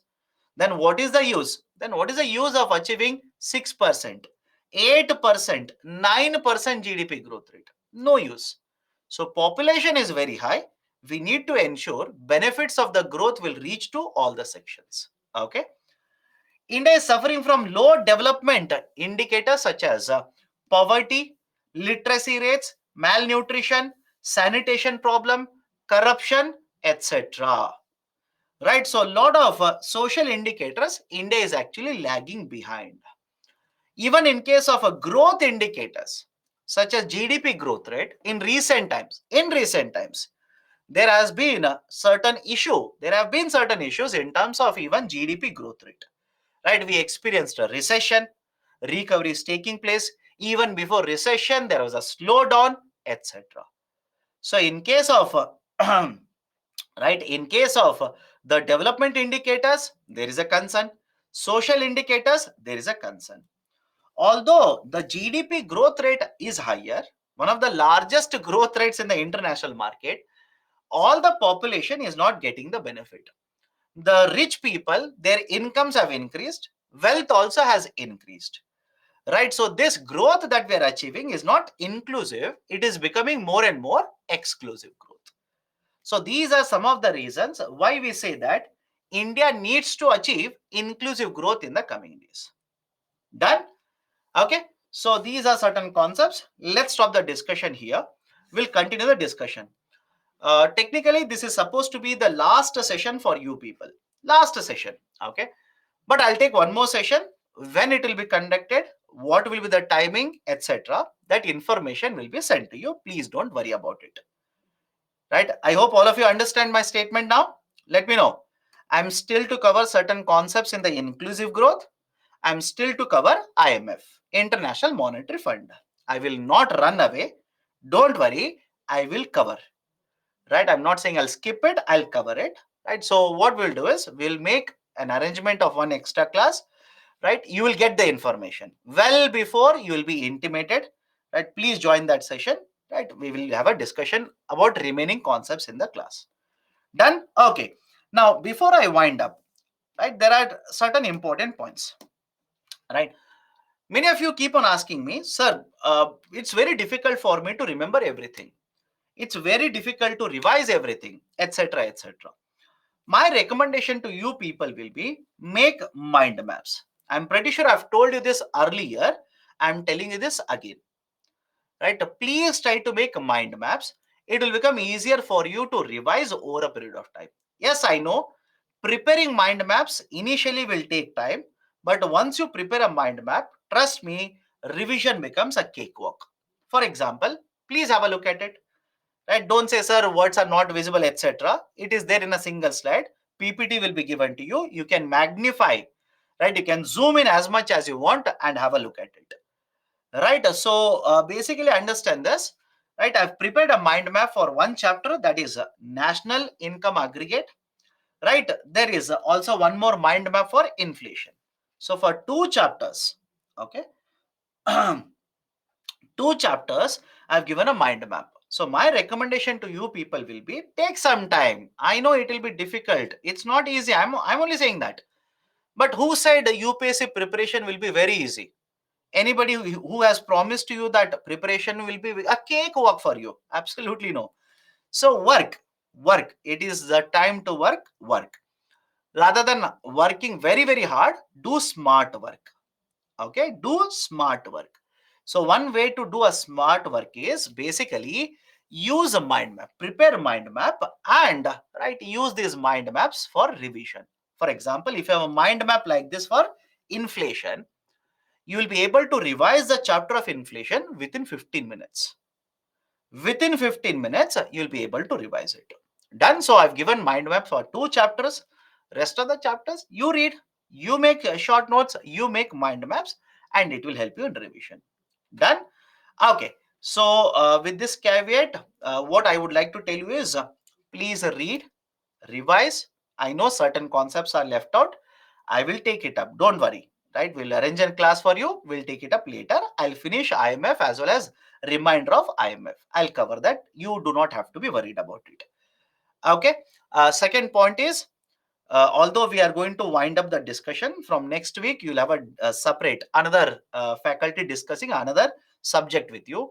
What I would recommend is do not stop reading newspapers. Please keep on reading newspapers. Right? Every day, please read, update, and keep on making short notes and revise these articles. That is how you will be able to remember, understand the concepts, connect what you are reading in, let's say, the static portion with current affairs.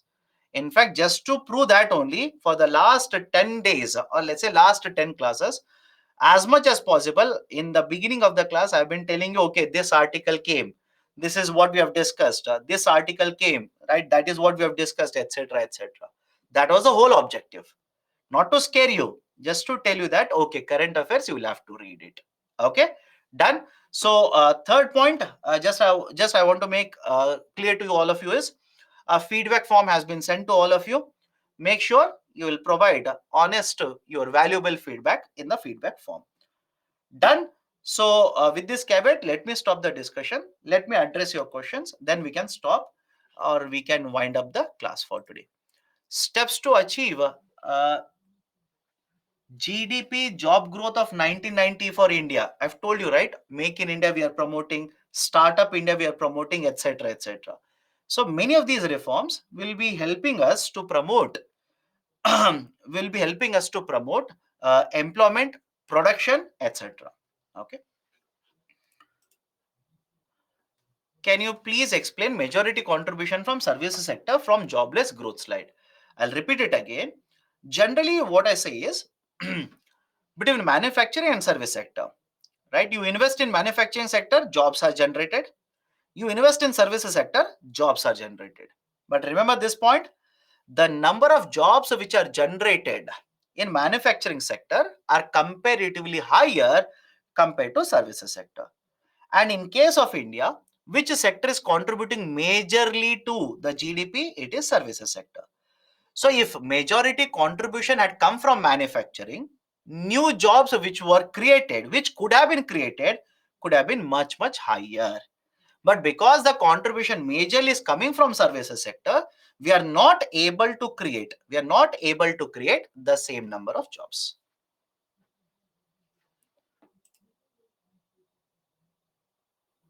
Please suggest important report which must be read. Again, there is no fixed list. What I would recommend is keep on reading. Keep on reading the newspapers. In newspapers, whenever any report is published, please read that report. For example, yesterday, I believe I gave you name of a report which World Bank has published regarding remittances, right? Automatically, that report will become useful for you. Okay, so there is no fixed list. Don't try to buy at a fixed list. From one year to another year, the number of reports will keep on changing.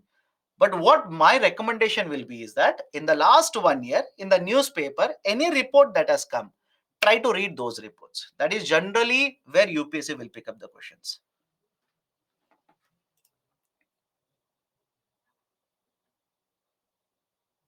So both frictional and seasonal unemployment relates the same? No, my dear. Frictional means you are shifting from one job to another job. I hope you understand. You are shifting from one job to another job. That is frictional. And when you say seasonal, there is a change in the season, right? Let's say sowing season is over, harvesting season is over, or let's say summer season is over. If summer season is over, don't you think the demand for air coolers will go down? Demand for ACs will go down. Demand for ice cream will go down. So what will happen to the employment in all of these areas? Automatically, the number of jobs which will be created will go down. So from one season to another season, the unemployment will change. Okay.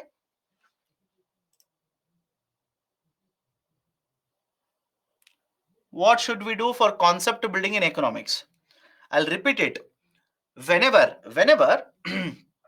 right? Again, whenever in the sense, if you are a beginner who doesn't have any background to economics, try to start with NCERT books. Do not pick up a bigger book. You'll not be able to understand. Start with the NCERT books. NCERT books will provide you a lot of good fundamentals. Build your fundamentals, then you can read any other bigger book. Okay.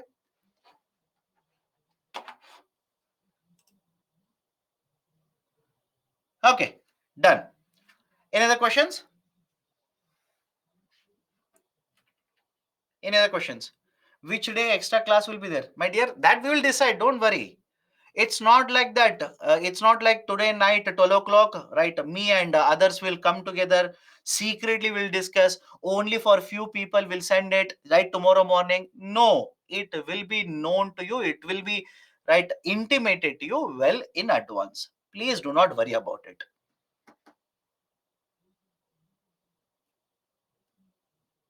Repeat Udan, my dear.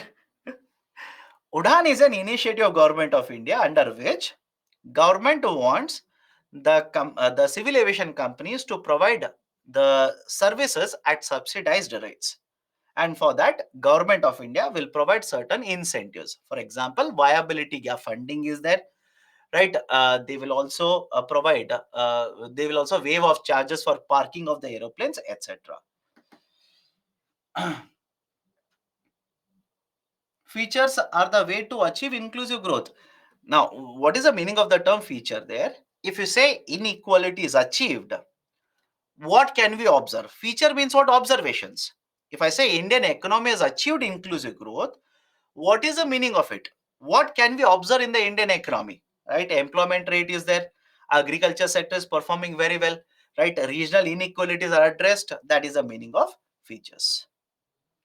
Done. So let me stop the discussion here today. Okay, let me stop the discussion here today. We'll continue the discussion. Right. Again, I'll repeat it. Do not be worried. One more session we'll arrange. Some concepts are left out. IMF and half of inclusive growth is left out. We'll cover it in the other class. Do not worry. We will intimate you well in advance. Okay. So that's it from my side. Take care. Okay. Take care. See you next time. Good night. All the best.